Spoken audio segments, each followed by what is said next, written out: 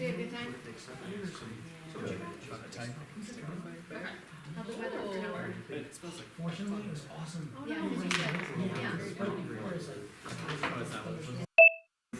It's 6 here. Smell like tonight. Yeah, I saw that. And that dust crazy, right? Am I right? Oh, nice. Timing is everything, Dan. You're like, it was horrible for everyone else, but it was great for me. You're cut off. Good to see you on the camera too.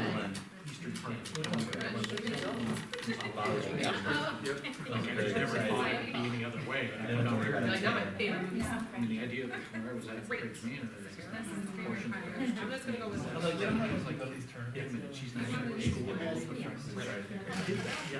So we're at home with Glenn. I went on Sunday, I went on Saturday. I went right by the kid. I was like, not on purpose. I'm like, well, you can't be doing another person. The next time I'm in the gym, I'm like, yeah.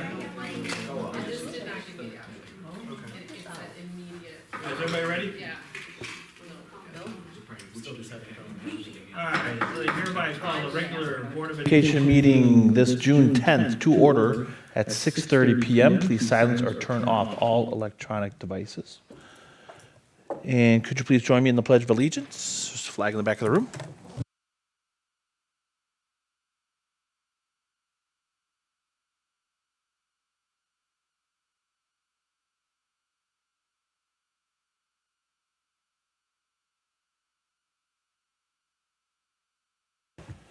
All right, Mrs. Friedland, could you please call roll? It's gonna have to just be in the order that we're in. Yeah, that's fine. Ronstadt. Yes, here. Fisher. Here. Grimpy. Here. Friedland here. Johnson. Here. Mardo. Here. Bianchini is currently absent. Sorry, she is not here. I just skipped the desk. That's what I get. I apologize. All right, let me entertain a motion in a second to go into closed session for the matters of personnel, students, and litigation at 6:31 PM. Moved. Second. Moved by Pfister, second by Ronstadt. Camardo. Yes. Johnson. Yes. Friedland. Yes. Grimpy. Yes. Fisher. Yes. Bianchini is not here. And Ronstadt. Yes. All right, we'll go into closed session.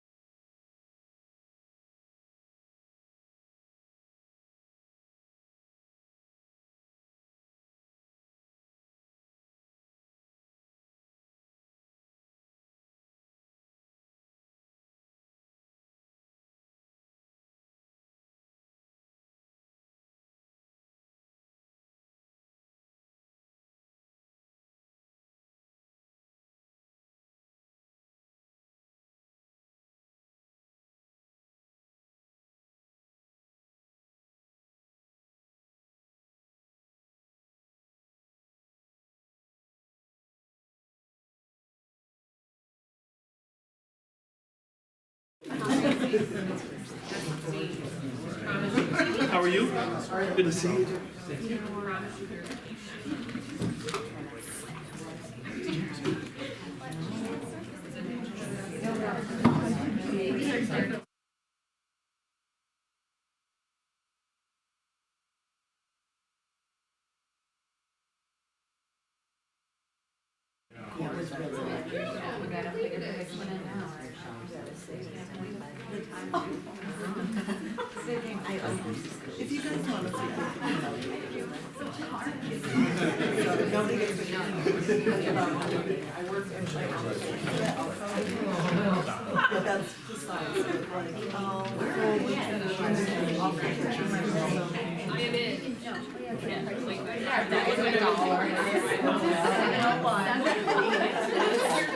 Quiet and, yeah, great airflow.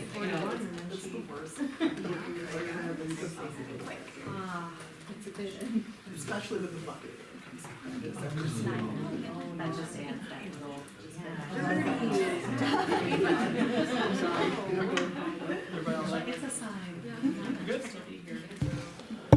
All right, let me entertain a motion in a second to resume open session at 7 o'clock. Moved. Second. Moved by Pfister, a second by Ronstadt. Could you please call roll? I will in one moment.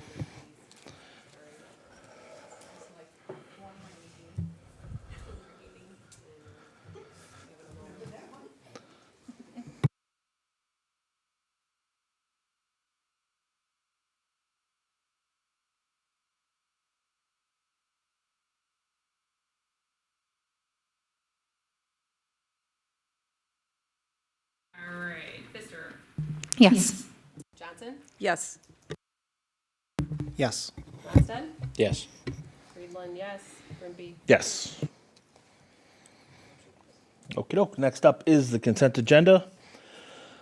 Looking over the consent agenda, are there any items that a member would like to remove and further discuss, or is there a question of clarification? Are we removing B? We are. Thank you for bringing that up. I was waiting for someone. So we'll remove Report B under Personnel. So let me entertain a motion in a second to approve the consent agenda minus the Personnel Report B. Which includes the following: the Board of Education regular meeting and closed session meeting minutes for May 6th, Personnel Report A, actual payrolls, bills, and checks, travel report, middle school FTE, field support specialist RIF by attrition resolution, superintendent goals 25 and 26, the treasurer's resolution for 25 to 27, interest earnings resolution, the renewal of service contracts, fiscal year 26 property and liability insurance, workers' compensation insurance, fiscal year 26 North Cook intergovernmental agreement, the resolution to transfer funds from the education fund to the operations and maintenance fund, and finally the resolution to transfer funds from the operations and maintenance fund to capital projects. So moved. Second. Moved by Johnson, second by Camardo. I'm not seeing this in the consent agenda. Section B is the special, It's under personnel report. do you see it? It's under personnel report, and then you click in, and there's two versions. Oh, personnel report B. Okay, got it. Okay, we're good. You're good? All right. Could you please call roll? Johnson, Yes. Pfister, Yes. Camardo, Yes. Grimpy, Yes. Ronstadt, Yes. Friedland, yes, motion carries. All right, can I have a motion and a second to approve the Personnel Report B? So moved. Moved by Johnson, Second. second by Ronstadt. Any comments or questions before we call roll? Hearing none, could you please call roll? Yes. Johnson, No. Grimpy, No. Camardo, No. Ronstadt, Yes. Pfister, Yes. Friedland, yes. Motion Does not carry. All right, next up is RTEA comments. Anyone here from, okay, hearing none. We'll move on to visitors' comments. At this time, I'd like to recognize any members of the audience to approach the board with their comment or question by completing a visitor comment card. Please do note that the board and administration typically does not respond, and if you wish for a response, please provide your name, number, or email for a member of the board or administration to get back to you. Speakers are encouraged to limit their time for others to participate. A 3-minute time limit per speaker with an overall 60-minute maximum for visitors' comments per our current policy. Hearing none. Are we going to open agenda items, or are we? Oh, that's the second one. Never mind. Let me just keep going. Open agenda items for board member communications. Anyone like to add anything? Graduation was awesome. Eighth It grade was. graduation. Extremely well organized, just great sound, great students, and exciting. It's a good speech, by the way. I know I told you before, but great speech. Congratulations. It's a good venue. I would agree. Wouldn't be bad to do it there again. I'll add something. Don and I attended an event at the Mount Prospect Public Library for local elected officials, and there was, we were all invited. I know the emails went out. There were Park District employees there. There were other school boards there. The mayor was there. The village board was there. Other Mount Prospect school boards were there as well. And it was really, it's run by the library, and they had a lot of comment cards to try to spur communication or conversation, and they didn't know what they had in this group. So we're all type A personalities, so you lock us in a room and it's not going to be quiet. So they had a nice spread for us to kind of pick on or pick at, but it was a really nice conversation. Everybody was kind of working the room, meeting each other, and kind of learning how long have you been on your board, when are you up for re-election, kind of thing. It was nice to see the mayor and a couple of trustees there. And this is something that they've done for a number of years and then stopped around the pandemic, and they're going to bring it back. And when they send out the other invite, I encourage you guys to attend if you have the opportunity. It was nice to just kind of rub elbows with our colleagues in other districts and members of the village. So, anybody else? I attended the Indian Grove 5th grade ceremony. I know Euclid's was also great, and it was a great ceremony, very exciting. I was there for most of the day at the end, and what I will say is the excitement over getting ready for the building to change was really fun to watch as they stayed and rode on the floors and got excited. I also just want to say that I know Euclid just went through this, and now Indian Grove, the buildup of packing and the mental load of purging what you should keep and what you should give away or throw away is tough. So appreciate all the extra work. Change is not easy, but hopefully worth it. I also got to attend the Minor and Kirk graduations, which are really cool. They're all welcome at a future one. It's different than ours, but just neat. I heard it was awesome. So just from a friend whose daughter graduated. So nothing but kudos to the NSSEO team as always. And then I attended the end of year bash at Euclid, and I know you were there. I did not get to see you. I didn't catch up to you. I know you were always at everything, so I showed up too late. But Bill was there as well. And it's always fun. It's good to see the kids kind of just be excited for that last week of school, and they're all overstimulated. And of course, Kona Ice, always helps get their sugar levels right to that good point. But no, it was very fun, and it was good to see everybody. So thank you for everyone who came out. Anybody else? All right, we'll move on to district recognition. This is Dr. Megerly.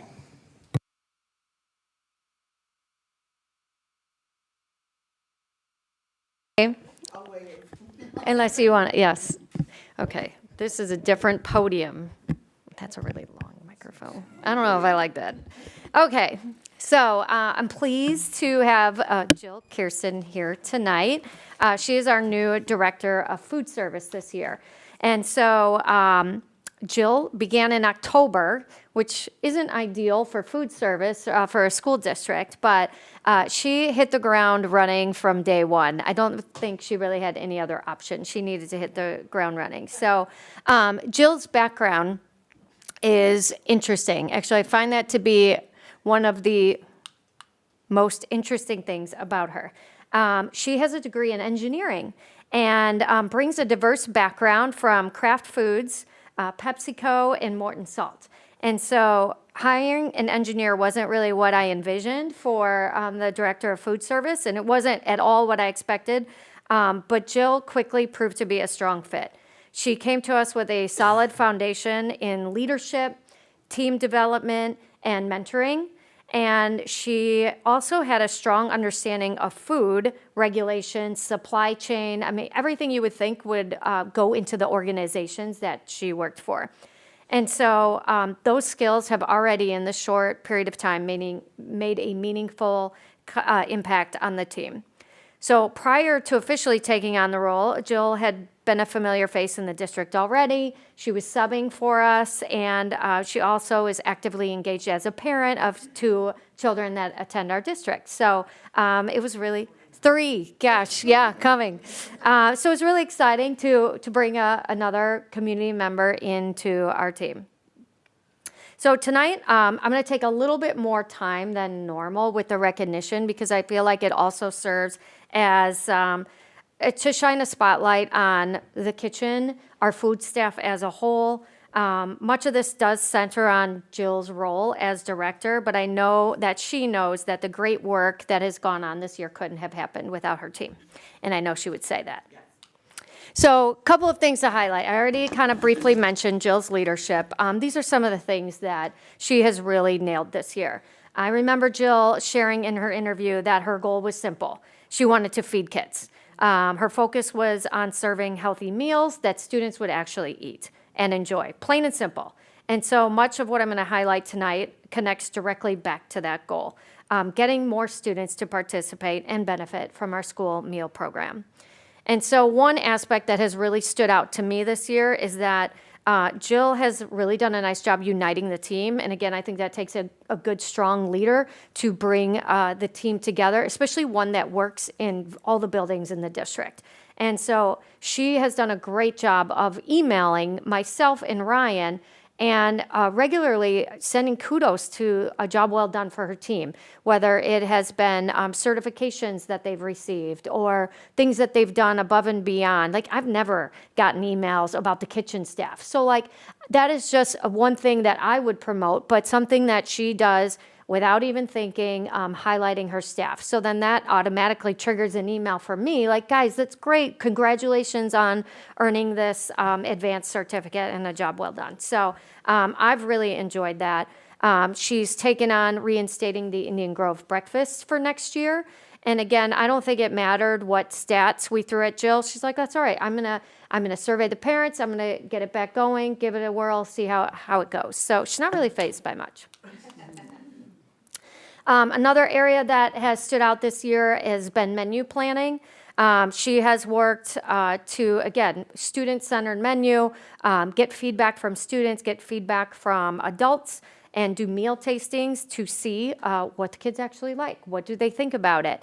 And use that information to enhance the meal planning.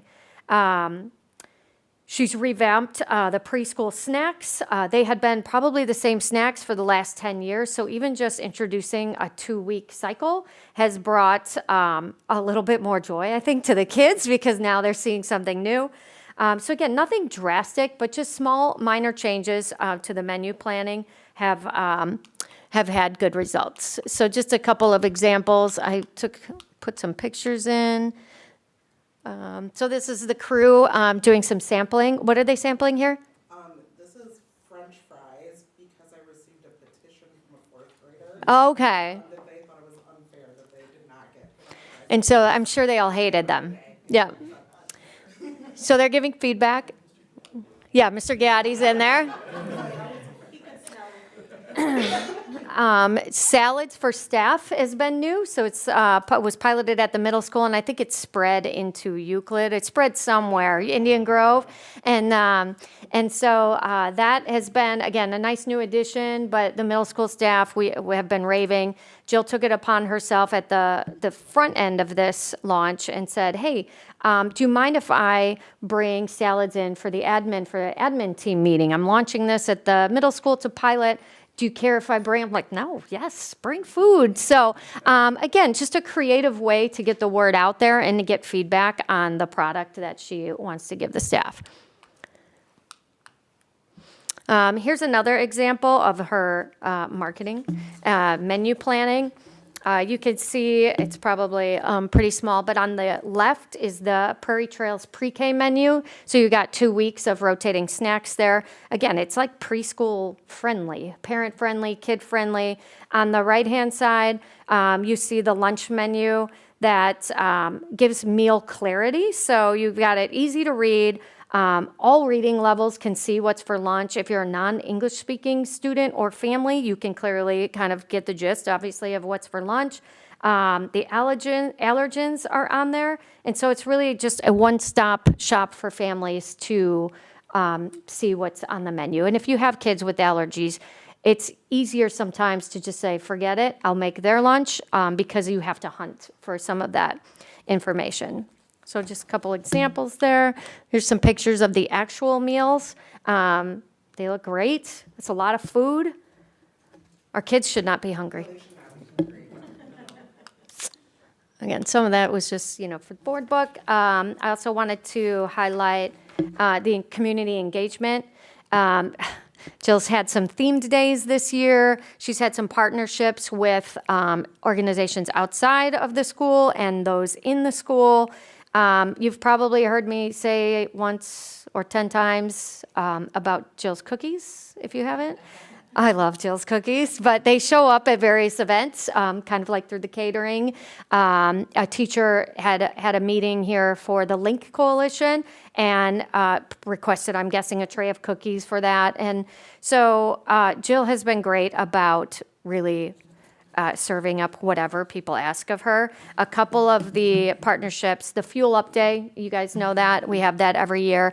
Jill ran a station of overnight oats. And so she said over 300 students were given the opportunity to make overnight oats, and they talked about the benefits of eating breakfast and why it's important, and then they had recipes to take home.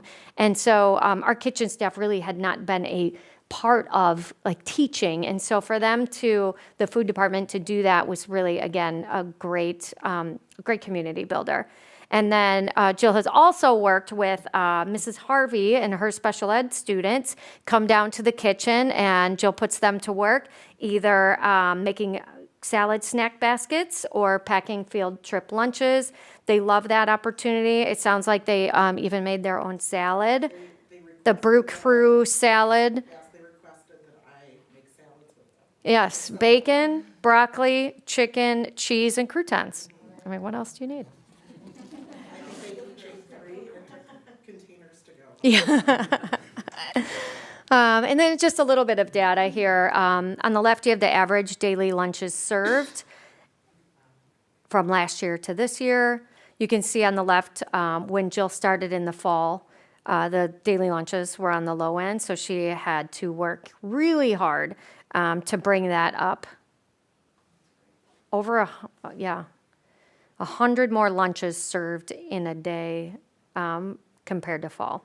And then on the right, you just kind of see a breakdown of meals where we served the most meals. So great trends, great work. Again, she has really brought a lot of special gifts, I think, to the kitchen. And so it was a good opportunity to highlight your investment in a food service director and what we provide for students, but also Jill's hard work in just, 7 months? I don't even know. Yes, so congratulations. Thank you, thank you, thank you. Is there anything you would like to add or share with the board? You're welcome to come up and say a few words. No pressure. Okay, well, the microphone's here, so then everybody, the audience can hear. No, I told Dr. Meggerly that when we talked that I wanted to make sure that you guys knew like some of the great contributions from our staff, because I do think they're like the forgotten people in the school district. So each and every one of my team members has like significantly upskilled this year, which I think is amazing for a team that's been working in food service for way longer than I have, that's for sure, which is, 6 months. But we had 2 team members get advanced certifications over what they had before. We had perfect health inspections at all of our schools on the last one, which they told me is the first one that we've ever had. So I was like, oh, I don't know. Great. That sounds good. And we've had people that came in as our dishwasher and like our picnic pack wrappers are now taking leadership on salad doing. In particular, Karen Starkman, who was is our one of our longest tenured people in the kitchen, has really stepped up this year. She's doing all of our production ordering. She's doing all of our ingredient ordering. And just a year ago, she was just cooking. So I'm really proud of my staff, and I get emotional talking about it because they're really hardworking ladies that just don't get the credit that they deserve. I know Kyle and Tara get to see them in action, but not many other people get to see them every day. So Yeah, you're so sweet. That's Thank what- you. sorry. Thank you. That's why you're a good leader.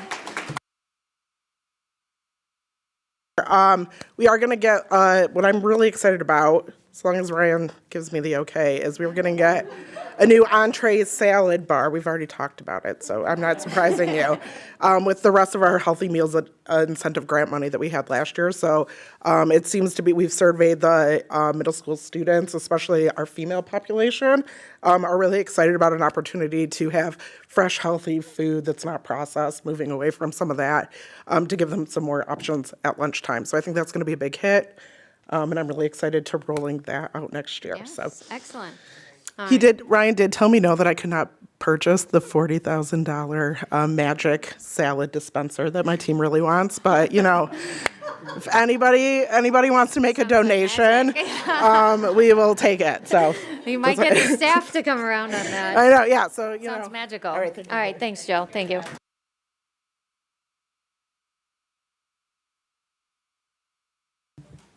If you need a dessert tester, I'd like you to meet Donna Johnson. She's an expert. Well,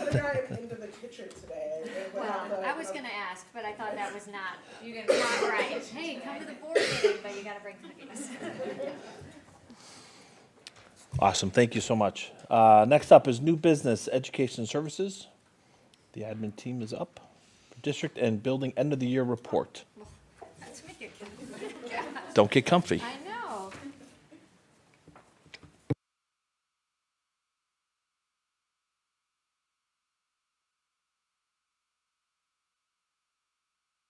Okay, I cannot believe it's June and we are doing this again because I literally feel like we just shared all of this last year. So I'm really excited to be here at the end of another wonderful year and go through our progress and some of the highlights from all of the buildings and from the various departments. And so again, tonight we will be wrapping the strategic plan goals because they end in 2025. So that's exciting. And then we'll move to the district goals, and then the buildings will come up and give you a preview of how their year wrapped. Oopsies. So strategic plan goals. So we've been working towards these goals for the past 5 years. So I'm, again, thrilled to finally be able to close them out this year. Our head ready goal was 65% growth in reading and math. And we knew from the start that it was ambitious, but we wanted to aim high. We didn't want to meet the goal easily, and we couldn't have anticipated COVID, which set us back somewhat, but I know that we have worked really hard to recover and make meaningful progress. Looking at the Heart Ready goal, essentially focused on the well-being of both staff and students while keeping life ready in mind, building resilience in our students, which is why we wanted to measure grit. I talked a little bit last year about the changes to the 5 Essentials survey that had gone on in the years prior. So we'll review those again tonight, Carrie will, and where we are now with that goal. So I'm going to have Christy come up and address our Head Ready goal.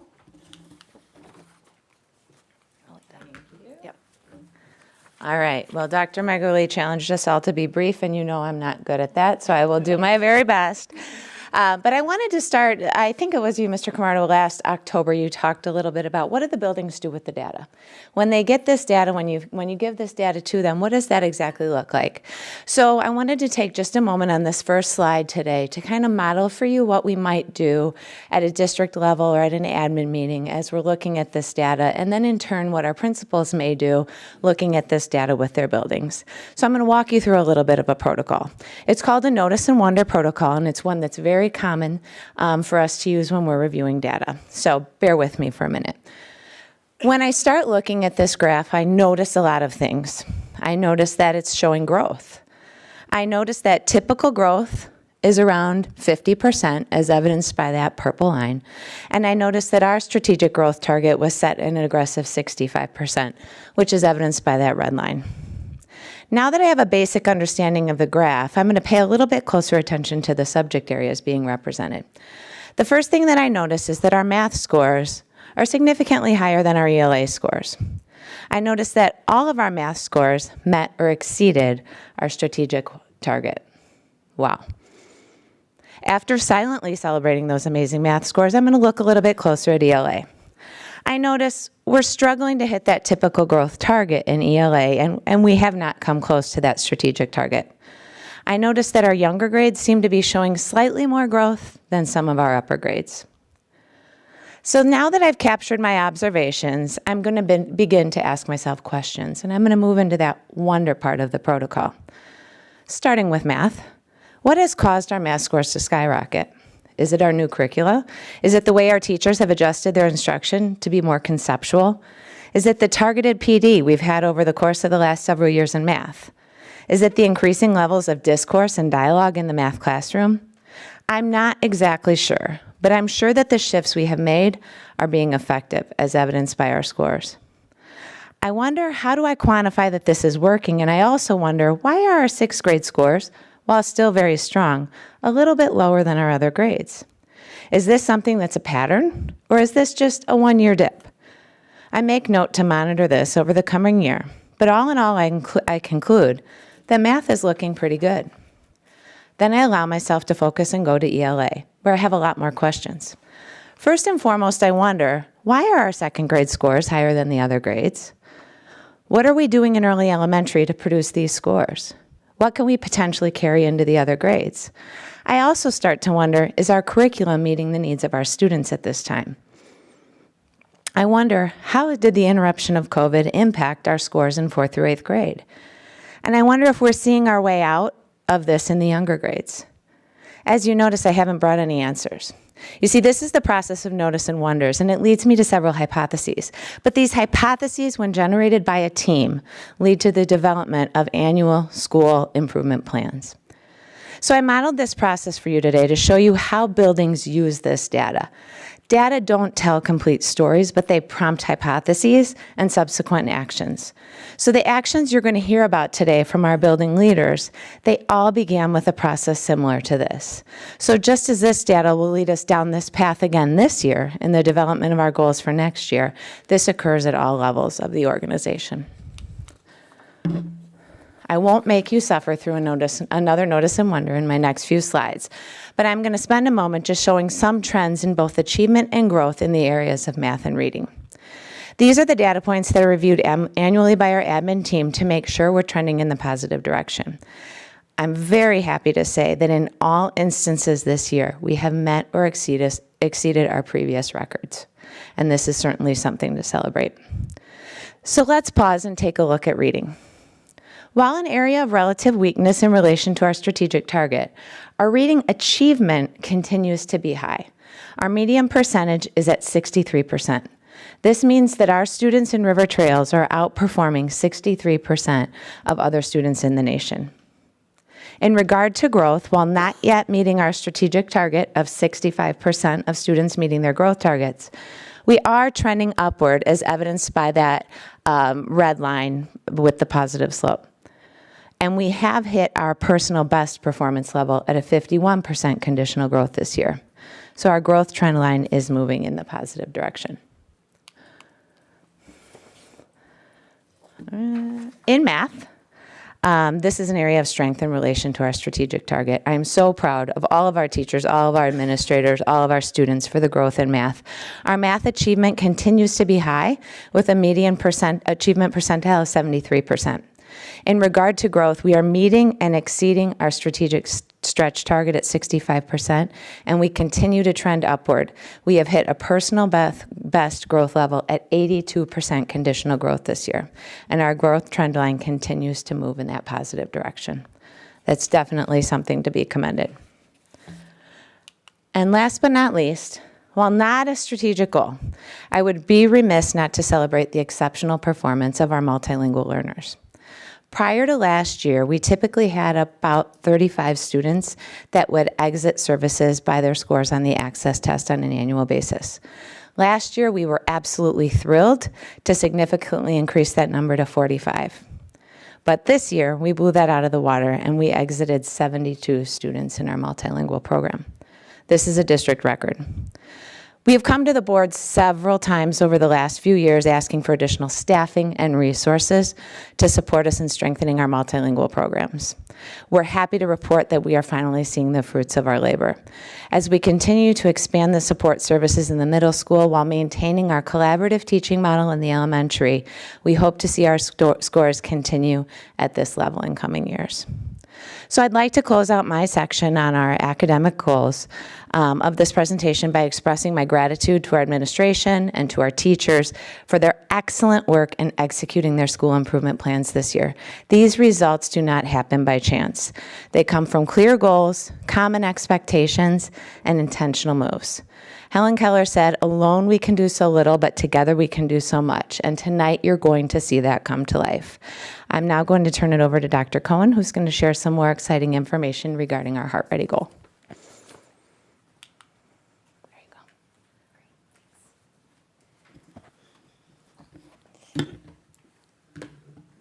Okay, I'm going to get used to this thing coming at me too.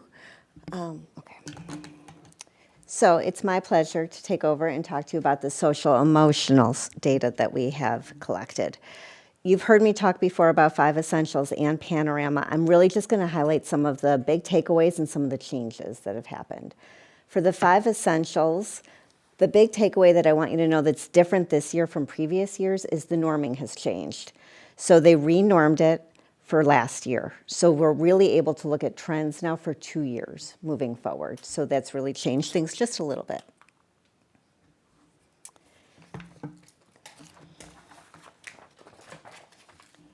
The 5 essentials and Panorama have some really similar consistencies between the scores that we're receiving.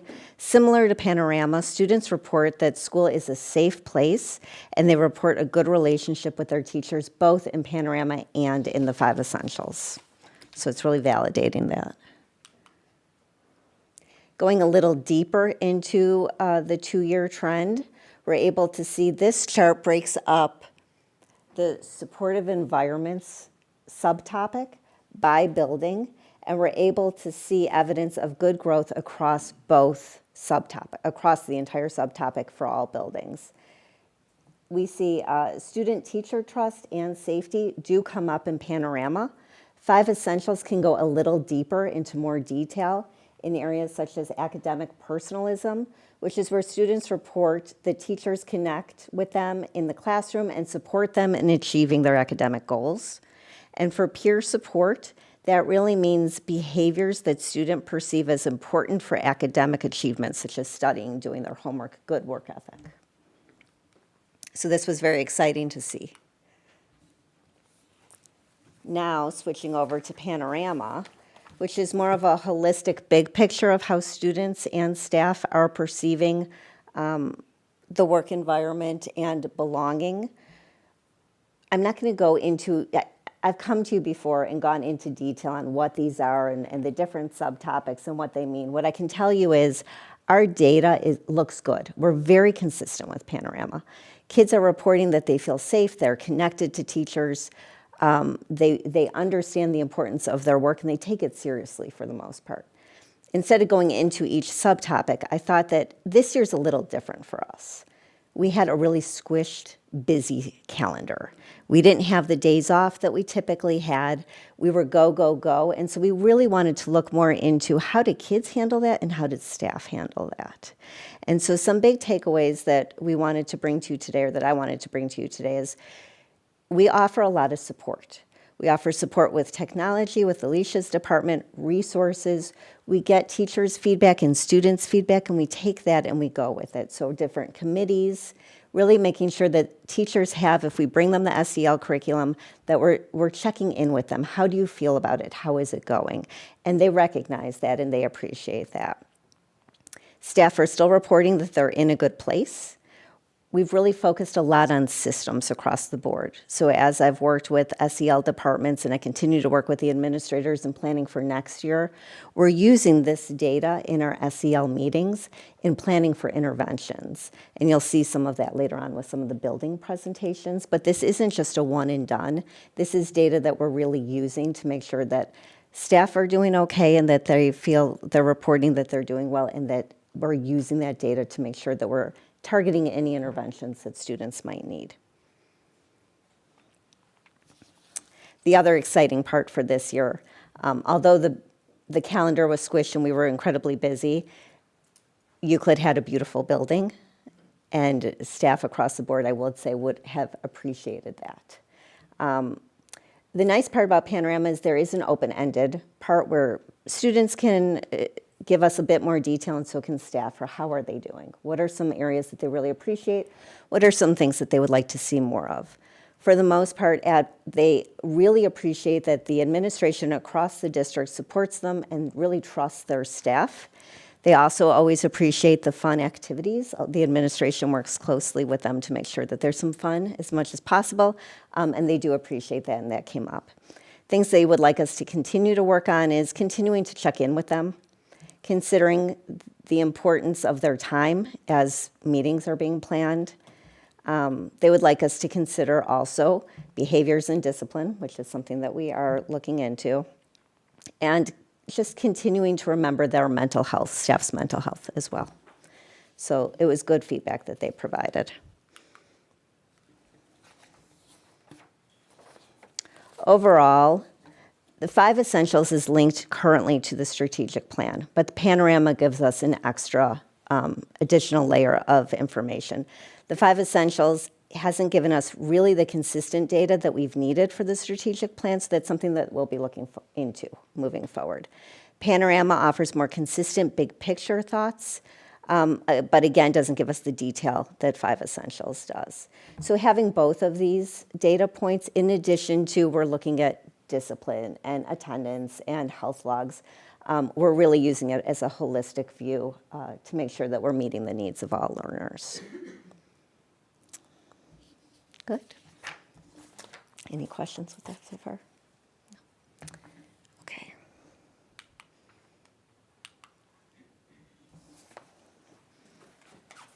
Thank you. Okay, so then to transition to more narrow district goals. So really, our areas of focus this year, we have been putting a lot of things in place the last couple of years. So really, it was just to strengthen systems, making sure that systems were in place so that it didn't depend on the person in the role, that it became automatic, and assessing whether or not we were missing components and addressing those. So that was really our area of focus this year. So Ryan and Alicia are going to help me out with more of the district areas of focus. I'm going to start by highlighting really that leadership piece and highlight the success of transition of a few new administrators, a new principal, 2 new assistant principals, a new CSBO, and a new summer school site supervisor. And not only did they transition, but they transitioned really well. You know, again, like our goal being systems, you had to jump in and really learn the system and get on board. And Ryan walked into a ton of things that he connected with right away. So did Kyle. I mean, everybody walked into something that we had already probably been 2 years deep in. So not only did they transition and survive, but they thrived really well. And So we are constantly looking for opportunities for our staff to take on leadership opportunities. And it doesn't always have to be an administrative position, but we are trying to always think of, who's going to school, who's not going to school, who would want to take on something and be able to strengthen their leadership. And so some of the successful things that we have had is the Midwest Principals Association offers the Emerging Leaders Academy. We've been with them for years and had various staff members go in and out. Natalie was in there several years ago. And so that has been a positive partnership to help grow leaders outside of our district. We have sent building leadership team members to adaptive schools training so that they can also participate in that facilitation and lead in that. And then, as I mentioned, we have a new summer school site supervisor, Katie Van Eck. Thanks for coming tonight, Katie. But Katie has also been doing a great job. And it's hard to put yourself out there and to take on something like summer school for the first time. Rostering, having staff meetings, busing. I mean, you get everything with summer school. You get busing, you get attendance, you get discipline. And so Katie's rocked it so far. I mean, we're in 2 days, but she's been doing a great job. And that, I think, is, again, just a perfect example of how, you guys have approved this site supervisor for summer school, and it gives us an opportunity to really grow our people. So I'm super proud of obviously our leadership, always am, but we've had some really good highlights this year.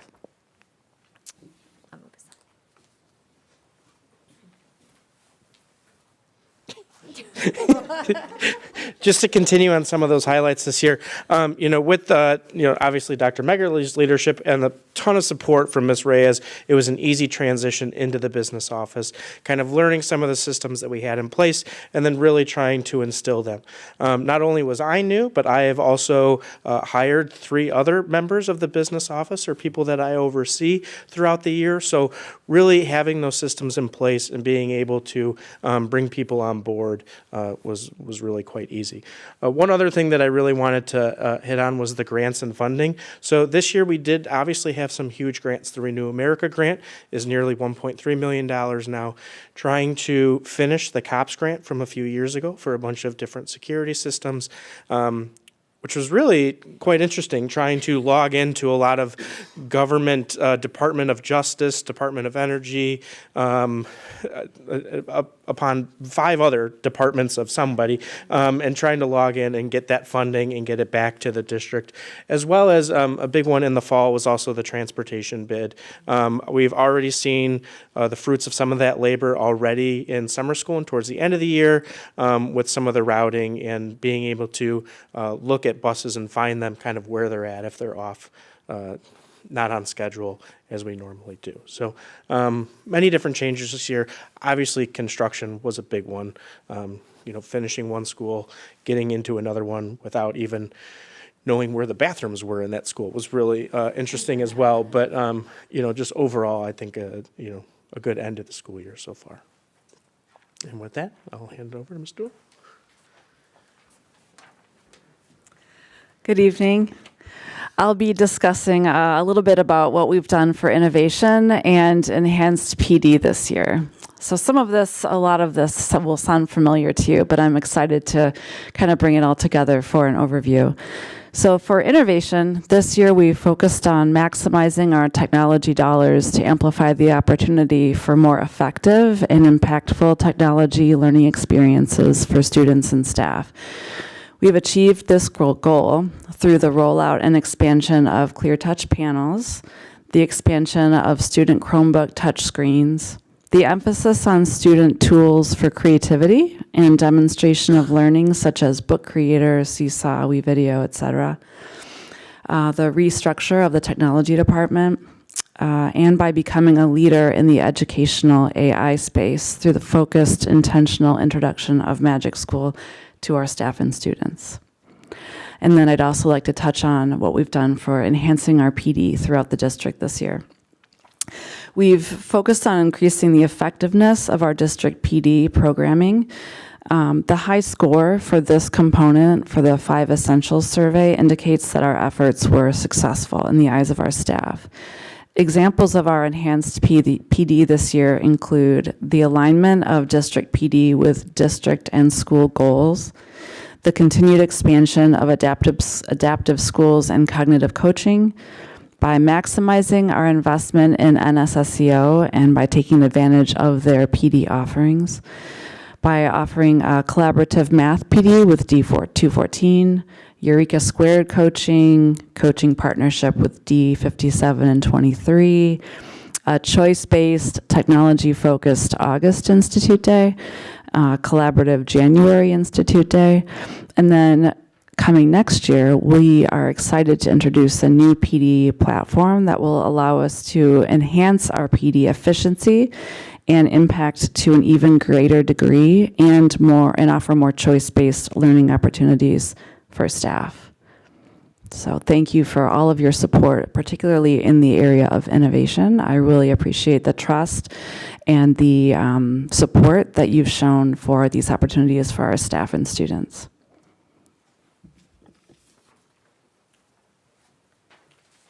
Okay, so then to just wrap the district goals, I also wanted to highlight, we've really worked hard as a cabinet to bring to you efficiencies. We pre-plan for board meetings. We pre-plan for everything, but we tightened up our memo format this year just so that it was consistent, because we realized that every person was using a different memo format based on whoever was in the role before them. They would copy and start a new memo. So, again, just trying to find efficiencies. We meet every week. We review the board packet, the agenda, and we also look ahead. And this was something that we started last year, but it's really systematized.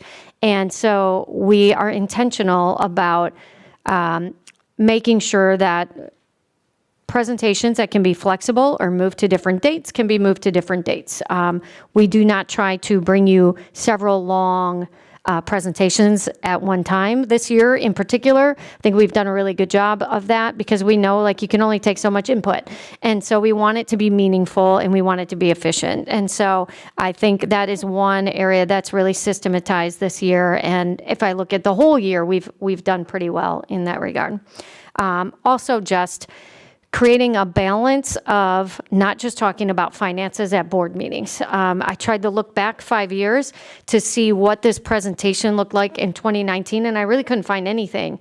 The agendas were very much, finance-based, which I know is a big part of your job, but we have really tried to also highlight the areas that you are investing in so that you know what makes our school district so great. And so we have also been intentional about really thinking through those agendas so that we are bringing you a very well-balanced menu of information over the course of a year.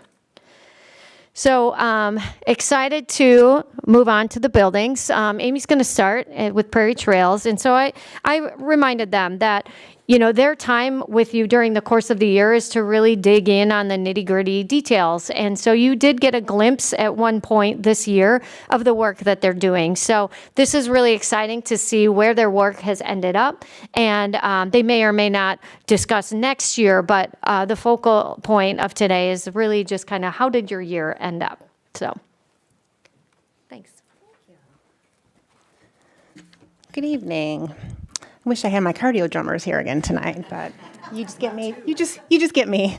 So as we begin tonight's building presentations, I want to ground us in the framework that you see here. So you take a look here. It's a visual representation of how our work is intentionally aligned, connecting data, research-based practices, and collaborative leadership in the pursuit of one unified goal: student growth. Each column shows how these elements work together. We anchor instruction in proven, differentiated strategies and materials. We commit to ongoing data digs, like Christy was talking about, to assess and monitor student progress. We make intentional data-informed decisions, and then we lead with collaboration through professional learning, shared leadership, and then the adaptive strategies. These systems are not isolated. They're all interconnected, and they're woven into everything that we do in our building and our district. Tonight's building presentations are a testament to that alignment, highlighting how our collective efforts support every student in every building across our district. If you recall, in February, my presentation in February, There we go. We looked at some unexpected trends at Prairie Trails. While our Tier 2 and Tier 3 students were showing consistent measurable growth, our Tier 1 students, the students in the green, those who are already meeting or exceeding grade level expectations, were showing the least amount of growth over time. Our triangle looked great on the surface with lots of green, and we were rightfully proud. But the data also showed us that our highest performing students weren't being stretched or challenged to continue growing. In response, we made a strategic shift this year to prioritize our Tier 1 learners with a strong focus on differentiation. At first glance, our visuals still look positive, balanced, and healthy, but our deeper data dives revealed gaps within our Tier 1 students who were meeting expectations but not progressing at the pace that we had hoped. This underscored the need for intentional, differentiated instruction for all learners, not just those who are currently in the red or the yellow and receiving intervention. So we believe that Tier 1 growth must be a priority, not just as a measurable measure of proficiency, but as a reflection of our commitment to our ongoing growth for every student in our building. To support this, we engaged our entire staff, not just our certified teachers, in a book study on differentiated phonics instruction. This was an all hands on deck. Through this, we reinforced a building-wide commitment to purposeful differentiation, data-informed instruction, and targeted support. If you take a look at our MTSS triangles here over the course of the year, we have our fall, winter, and spring, and you can definitely see the amount of growth from fall to spring. These over our 4 years, these are probably the best triangles that we've seen in our building. So our fall baseline, 49% of our students were in Tier 1, and by the year's end, 95% of our percent of our students were in the green solidly. This tiered progress illustrates the power of using data intentionally, differentiating instruction, and providing consistent support. It's a powerful testament to the systems that we've built and the efforts of our staff to help our students grow and stay on track. If you take a look at this next graph, it shows the trends across our 4 years of MTSS and intervention here at Prairie Trails. And it's kind of crazy that we are just completed our 4th year here. It seems like we just had our ribbon cutting, not so long ago. So this year, the impact of our focus on Tier 1 is especially clear, but we're seeing meaningful gains in all tiers. That includes students receiving reading and multilingual intervention. In fact, like Christy shared, several of our kindergarten ML students have now reached English proficiency. And in a typical year, maybe we would see 4 students, maybe 5, reach that English language proficiency. And this year, I think we had 16 or 17 students. So it's really a collaborative effort hitting all of our students. As we reflect on these 4 years, one thing is clear. Strategic differentiation is making that lasting impact. Tier 1 is where our foundational learning happens, but our efforts are being supported across all tiers. Our data highlights the importance of consistent progress monitoring, professional development of our staff, and collaboration in driving student success. This work does not happen in isolation without our teachers, interventionists, and support staff. Their commitment is what drives these results.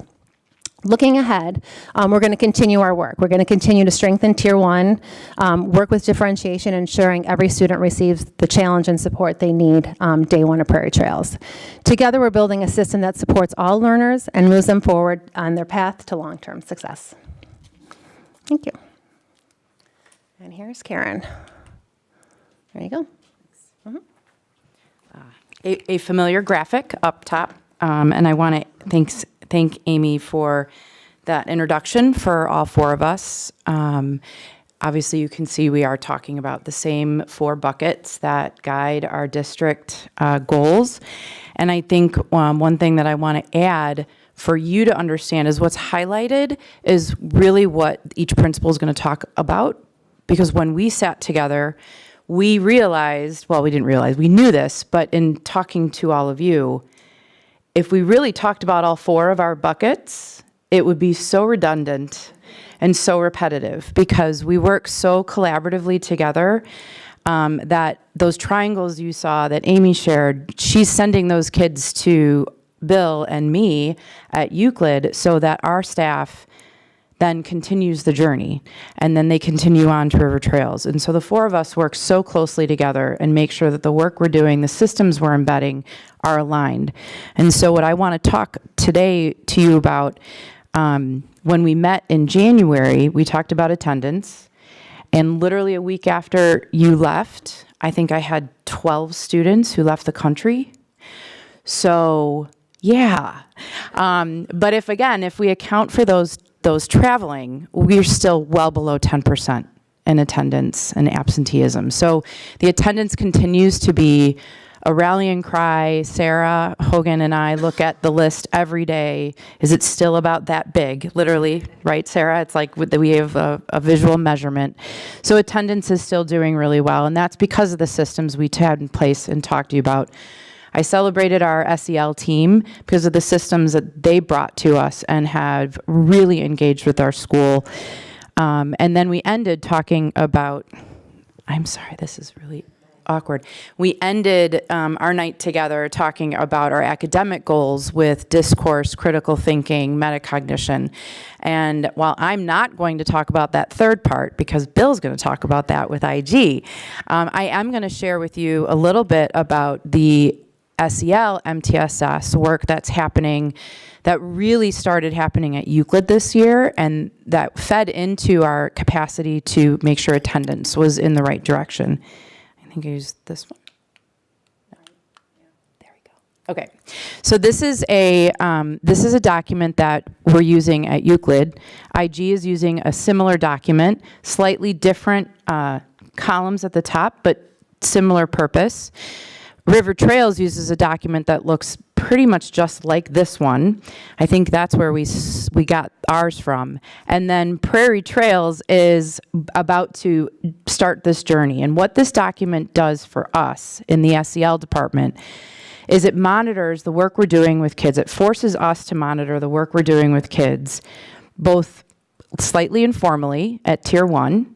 At Tier 2, when we start pulling in some small groups, or hey, I'm going to check in with a kid twice a week, very informally, but we are keeping track of certain data.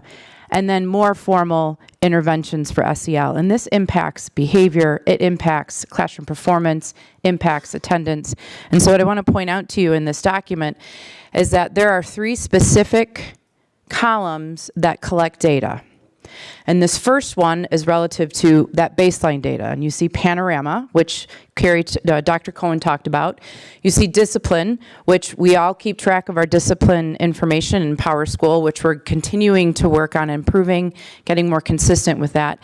And then all the schools have different forms of teacher referrals. So this is an example of, these are real kids. This is real data, by the way. I just took their identifying features off. So there's that data. And then from that data, we identify the area of concern.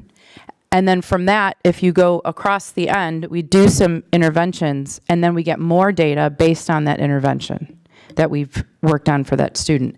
Based on this data, based on time, based on intervention, then we make decisions. And that's, again, how I want you guys to see that this is a group of people who get together every week to talk about the kids that we're servicing on all different levels. And it's based in the data that we're collecting, the questions we're asking, the answers we're getting, and then we have a collaborative conversation about, is it working? How well is it working? Do we need to maintain? Do we need to increase? Do we need to decrease? Do we need to dismiss altogether because they're rocking? And we force ourselves to make those decisions, and sometimes those decisions are super obvious and easy.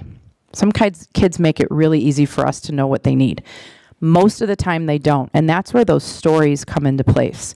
So the data isn't just one data point. That's why 5 essentials isn't just enough. Panorama, not just enough. Teacher referrals, we still need a little bit more. Discipline, referrals, majors, minors, we still need a little bit more. And so that systematic conversation that I described in January that we have every week, holding each other accountable for how we're helping kids and what that looks like, sounds like, feels like, and what difference it's making, is how data-based decision-making is making all the difference for the heart ready for our kids so that they can be better head ready for the classroom. And with that said, I'm going to hand it over to Mr. Timmons. It's that button. Thank you. All right. So we had a 7th inning stretch before we start.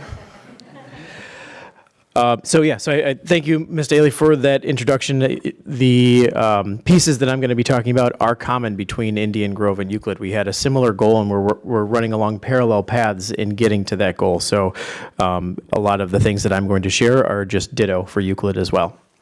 So I had the pleasure of going first this year with our school presentations. So that was back on October 8th, which seems a really long time ago, which it was. It was 7 months. So where we were at that point was we were just wrapping up I had shared with you the work that we were doing in our school improvement team and really narrowing down on the goal for the year. And we had come up with comprehension through discourse.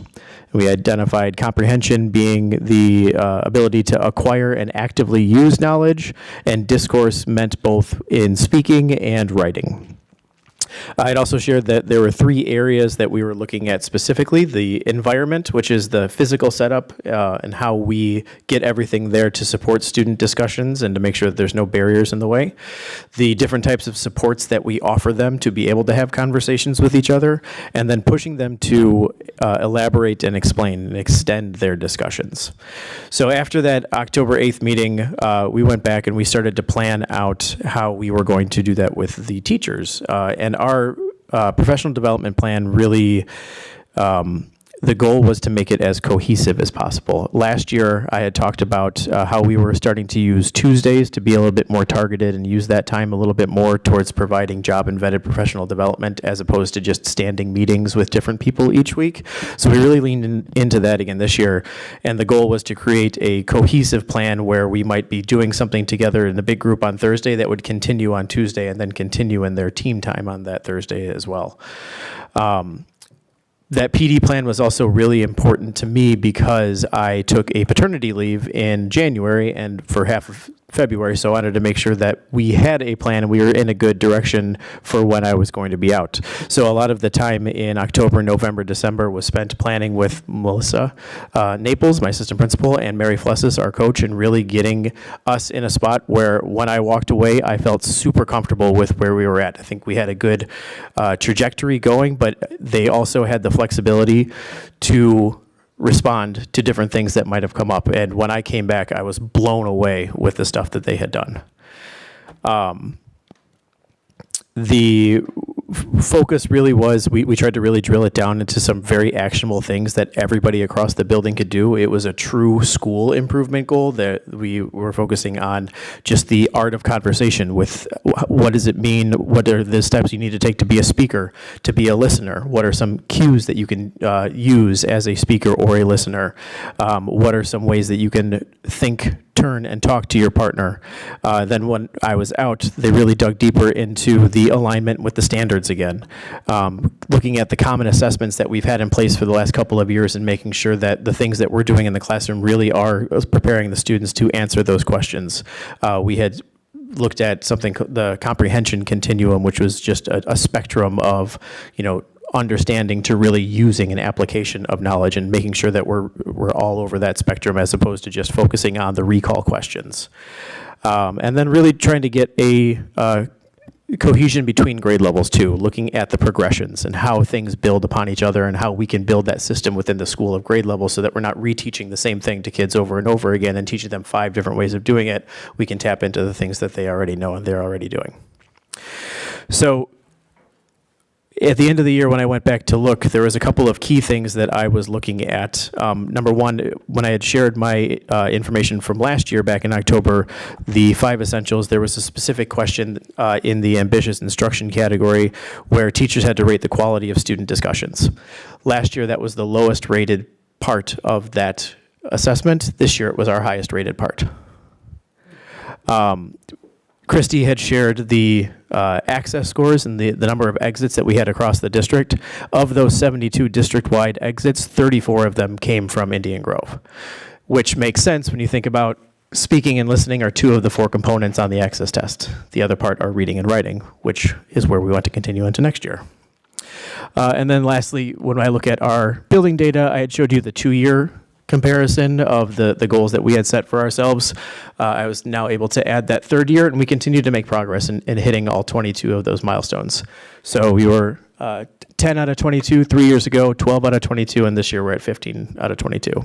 So I think it's the aggregation of marginal gains, the little things that we're doing to continue to move us forward, are showing progress over time. I think that very similar to what Ms. Seifert had shared before, we're seeing greater growth in math than we are in reading. So there's a couple of different things that we're going to continue to focus on and we want to maintain these goals to continue to build on the momentum that we have going. Now, Mr. Henkel.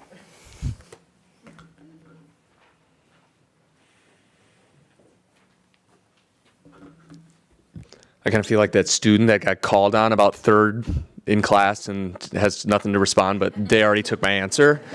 No, but in all seriousness, that's because a lot of the Tier 1 work that you heard Amy talk about first, that was when we were looking at data at the beginning of the year, we noticed that was where we could make our biggest impact, and we spent a lot of time. We spent a lot of time working on that Tier 1 through a lot of the discourse, turn-in talks, getting students being active participants in their learning. We brought in, through professional development on Thursdays, through NSSEO, talking about how to strategically group students within a classroom to really heighten conversations among students, as well as increase the teacher's intention throughout a classroom. And we wanted to take advantage of doing that in our 75-minute blocks. And then, as Karen mentioned, with for our Heart Ready, we had our SEL piece that really mirrors what they do there. So it all flows to us really, really nicely, and you'd think it leaves us with nothing to do. But this year at the middle school is a little unique. You had not one, but two new administrators are in new roles. So we spent a lot of time, and like I highlighted in December, strengthening our existing practices and really providing a lot of continuity through all the different teams. Middle school is a lot of moving pieces. It can feel isolating at times with grade levels or teachers just being in their own rooms. And we did a really good job bringing everybody together and moving the same direction. So to really anchor that, started off in August, and we leaned heavy on it throughout the year, and that was anchoring the work of our building-wide goals and our values throughout the school year. So everything we did really built off of that. I'd like to also add that you got a really good glimpse of it today, the work of the principals, assistant principals, and then there's a lot of other leaders in the buildings that might not have a leadership title, but I'll speak for the middle school, really came and rose this year. That really helped strengthen our connections, not just only in the building at the middle school that I'll talk about, but in the district as well. So, like I said, all of the data charts, the one that Mr. Timmons last had up with all of their growth, we use those same ones as well too, and we use them throughout the year. And I'll kind of talk about at the end where ours, what ours looked like there at the end of the school year. But our building as a whole, all teams, individual teachers, we consistently looked at student-specific data this year instead of just building-wide numbers. That was to monitor our students' growth, reflect on our current practices and procedures, and then drive our decisions throughout the year. And we talked about data a lot, as you've seen data digs on all of our slides. Actually, so much that if you remember from my graduation speech, I mentioned numbers. I had 3 different teachers come up to me after and say, oh, we thought you were going to talk about our data. I did not, though. So a large shift that we really saw, Tara and I specifically, take place this year was a true shift in time spent problem admiring to time spent problem solving. A lot of that took place in this room during our Thursday morning professional development. Staff shared and analyzed things like our intentional grouping of students, as I mentioned, sharing ideas, successes, things that they've learned with one another, and then ways to increase that student choice and engagement through our discourse practices that you heard Mr. Timmons speak on. Through this, we identified some new areas to give you a glimpse into next year. We are going to be also focusing on writing too, because we noticed some other areas like stamina for our students is something that we feel we can really increase and tap into that through writing as well. So at the end of the year, as a staff, we were really able to spend some time reflect and looking back at our different metrics for both Head Ready, our academic data, and our Heart Ready, which is our social emotional areas. And in order to do this, we use things that you've heard already talked about here tonight. Our MAP data, lots of different classroom data. We really tried to focus on common classroom assessments, because as you know, in the middle school, you're a 6th grade ELA student, you could have a number of 6th grade ELA teachers. Panorama Rethink, which I mentioned in December that it was our new SEL curriculum that provides some data that we can pull from that as well, and the 5 essentials. And from that, our students either made significant growth from the previous year or reached specific targets that we had set for them on 86% of our indicators. So kind of bring this all back, in December, I kind of shared what we started the year with 3 questions that we asked ourselves at the beginning of the year. Where are we now? Where do we want to go? And how do we get there? Although we are incredibly proud of all of the growth that we've seen in a number of different areas, we're definitely not satisfied. And so we are really excited to continue to challenge ourselves and kind of get to re-answer those questions as we move in, building off of the momentum that we've created this year and moving into next year.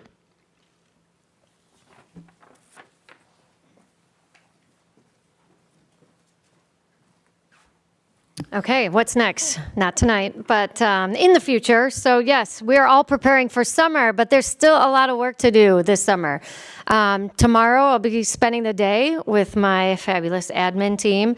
And so that's reflecting on the year and start thinking about next year. I do lay off a little bit, give them a summer break, but the cycle for us really kind of begins now. As you just heard them all, they're already thinking of next year, and so we work throughout the summer to kind of pull those ends together.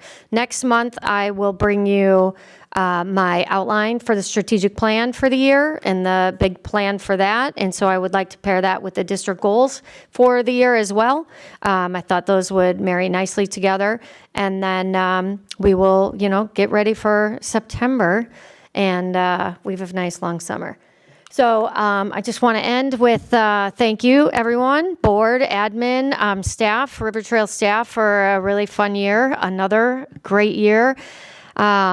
I've never seen a triangle ever in my life, in my career, that Amy had put up. The progress and the growth and the teamwork. I mean, I say it every year. I say it multiple times a year, but I have the best team. They really work well together, and I think that is what contributes to our success, is just the bond and the camaraderie that we have. And the staff work incredibly hard. They did have a tough year this year. They gave up a lot of days off, an entire week, and did it with a smile and worked really hard. So very proud of our work this year, proud of all of our staff members. And I mean, this was actually my favorite slide. It was fun to put together. And I think it shows like we do enjoy each other here and not just work. So thanks, everyone.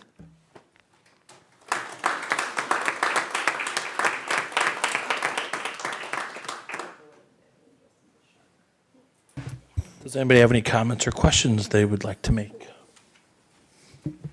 Please. I'll speak. Oh my gosh. It's a lot. All right, so I'll try to be concise. A couple points. I think, Jody, one of the things that you mentioned was building the structure so anybody can step in to that role, to that position, and it was very clearly evidenced. You wouldn't know, or I even forget, that half of the people here are first years or in this role because it was so fluid. So, Bill, you said it a couple times, cohesion. And I think when you build up that structure and then the cohesion, I think this is from Ms. Daly's report back in the winter. That was something that we were talking about, the absenteeism. You started that initiative and you followed it through, right? Kind of that consistency.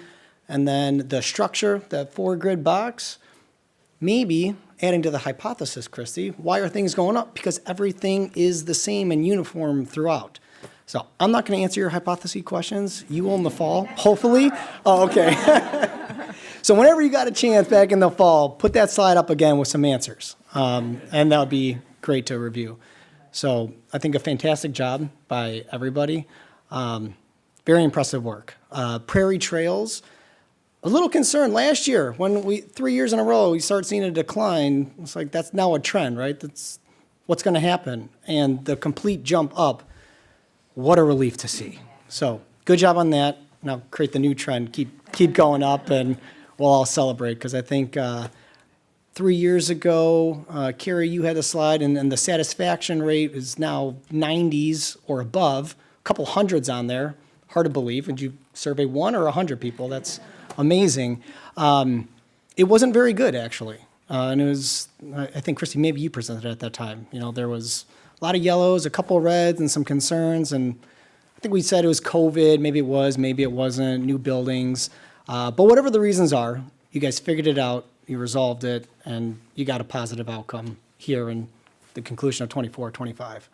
So great work all around. Couldn't be a happier board member. So well done. I would love to attend the golf outing tomorrow I heard about in the parking lot. But that's my only gripe. Nicely done. Anybody else? I'll be short. So I think like not trite, but like a saying is like what's not measured can't be improved. So I think that goes to say, but the takeaway for me was the thoughts of like, well, we measured it, and here's the investments we need to make to get better. So I actually look forward to your next planning to say, okay, these are the next investments we need to make. So I think you pointed out math curriculum, you pointed out language support. Like we hired people, we made that investment, and it's great to see it all working together. I think I wrote down consistency too. Like each building, each team has their strengths, their weaknesses, and recognizing those are important. But the fact that everybody's working together across the board, across the district to be one district where everybody maybe has the same school experience and everywhere it's great to see. So, and working environment and the same schools. So thank you. Anybody else? I'll just keep it real quick, but the engagement, you can see it through all of these presentations. Everybody just into it. Like you can put all the structure you want in place, but to see everybody, you know, working within the structure, finding value in it, and you can actually see the progress happening right there. That's pretty cool. So congratulations. Nothing?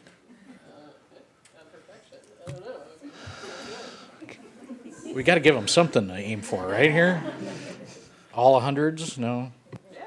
I feel like now I feel like this is one of the best districts, and it's because of the people that we have here and the dedication that they have to our students and to each other. And I don't think I have to say anything else. I think that numbers and their presentation speak for themselves. Don, anything? I'm almost glad you didn't find any presentation from 2019 because they wouldn't measure against what we just saw. I mean, we used to be presented with presentations that said, well, we're going to cut back on what we copy, you know, that we're going to use less paper, and we're going to use the copier less, we promise. And it was like, okay, thanks. But then the other thing that not that I'm speaking for Donna, but being the second longest tenured board member, I wasn't always sure that our principals knew each other outside of that one day they would come and present. So the word that you guys all said in one iteration or another is collaboration. And I said it before, I'm a broken record when we go through this. I love the collaboration. We truly are one district, not just 4 schools. And I would put this group, everybody in this room, even Gene, because he pays taxes, so he's in this too. But I would put this team up against, you name the district, and I'll put it up against it. I couldn't be more prouder to be a board member or board president of this specific district. I'm blown away every year by it, and thank you for continuing to raise that bar and meet it. So thank you very, very much.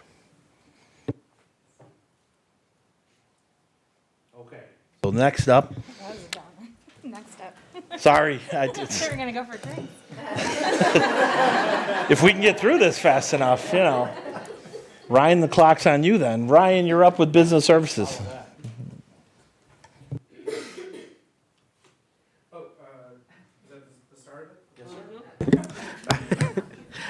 Just looking at the staffing plan, nothing's changed since last month. We're going to continue to watch Prairie Trail's kindergarten numbers, Euclid's fourth grade numbers, Indian Grove's first grade numbers throughout the summer. There's already been a few withdrawals and new enrollments, so we'll continue to look at that. And future updates will be in Dr. Megerle's weekly updates if there are any changes. Anybody have any questions on the staffing update? Great. Then the construction update is up to you. Moving on to the construction update. Construction started on Friday the 30th. There were people all over the place, boxes all over the place, and I think the movers worked till about 2 o'clock in the morning, filling the gym. But they started demo on Saturday the 31st, and they were in there, and things look different than just the highlights we have tonight. So we already worked on some of the pre-demolition, demolition. They've already demoed most of the bathrooms, ceilings, floors. Asbestos abatement will be concluded tomorrow already. We've got a new transformer. So just kind of moving along in there. I don't have the clicker. There you go. So pre-demolition work. This is the gym on the left with the floor being covered by masonite, ready for all those boxes. And then on the right is everything filled in the gym. I mean, it is filled just about to the brim. And then you can kind of see in the middle there, our 4th and 5th graders had a ball coloring on the floor before they left on the Friday. Hopefully something that they don't bring next year or to the middle school. But they had fun. So demolition in the bathroom. Some of the walls are coming down. Here you can see they already started the walls. This already looks different. A lot of that pipe in there is already gone. And the floor is basically gone as well. So things are moving along very quickly. You can kind of see here somebody taking out all the VCT tile floor, and then the picture on the right. That floor, it's kind of hard to see in this picture, but that floor has been completely stripped of the tile and actually sanded and grinded down to smooth out already. And we're like a week and a half in. Asbestos abatement is taking effect for some of those old asbestos-covered pipes in some of the bathrooms that were built in the 60s. Again, that's supposed to be concluded tomorrow is the last day already. So, and then the new transfer came and was installed actually while students were still in. We're at the mercy of ComEd. They kind of show up whenever they want and don't tell anybody. But luckily, they showed up after 9 o'clock. So students were already in the building, and nobody else had to go in the building. But it's already in place and ready to go, so that they can connect everything and get the new electrical service in for the building. Lastly, Euclid highlights. We are replacing the cafeteria floor at Euclid. Here, they've already started, kind of taking up the current tile floor. They started the grinding process today, and the new floor and installation they'll start next week with some of the mitigation work, and then hopefully should be done. They said next Friday. I'm going to give them a week and a half, but so by the next board meeting. Hopefully, brand new floor and cafeteria and some more updates. Any questions? All right. Anybody? Okay. Next up, our committee updates. First up is NSSEO. Mr. Rotted, you are our representative. Sure. So we had our board meeting last week. Couple things to report. Well, first of all, we had the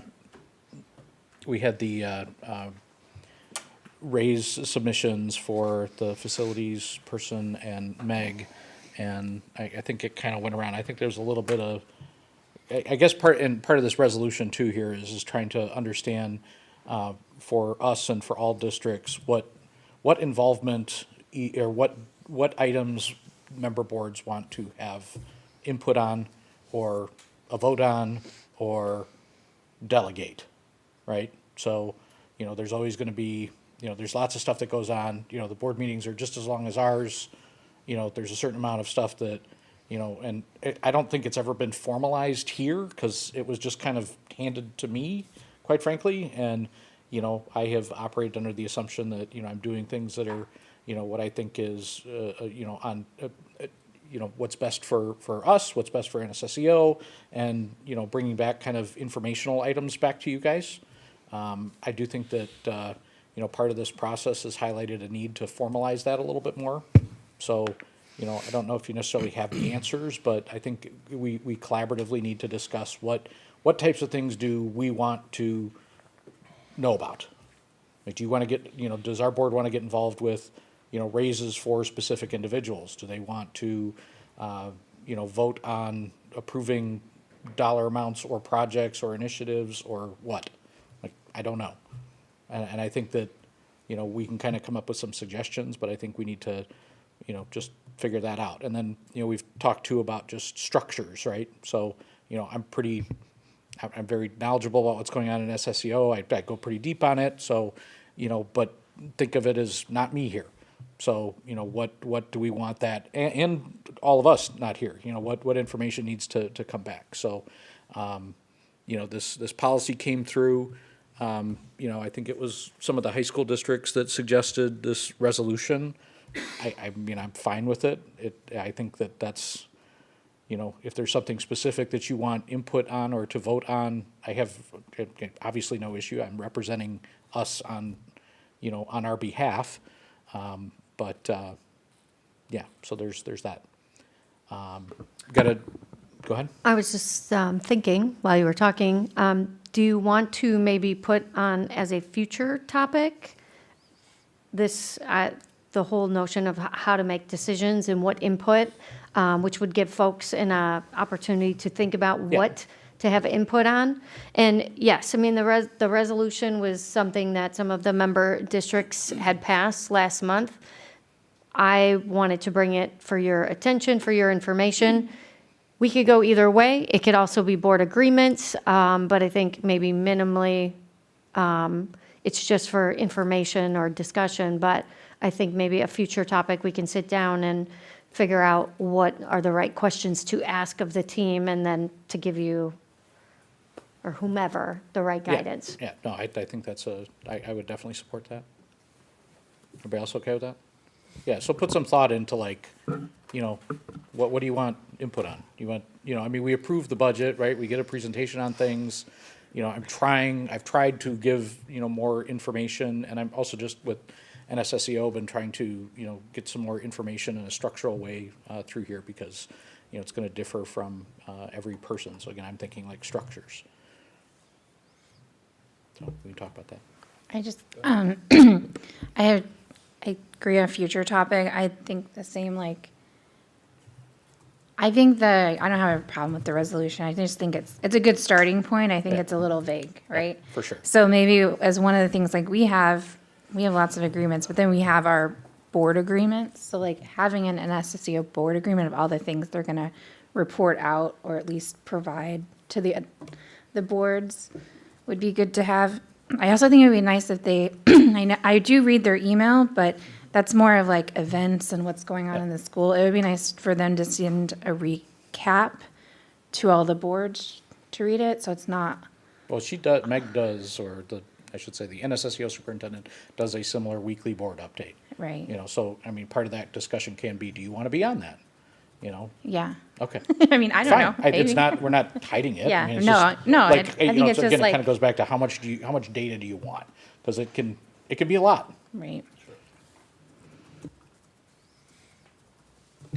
So I reviewed this as well. The only question that I had, I agree, I thought it was kind of vague. It also seems just like a nice request. How is it enforced? I mean, I request my kids clean their room all the time. Doesn't necessarily mean the rooms are clean.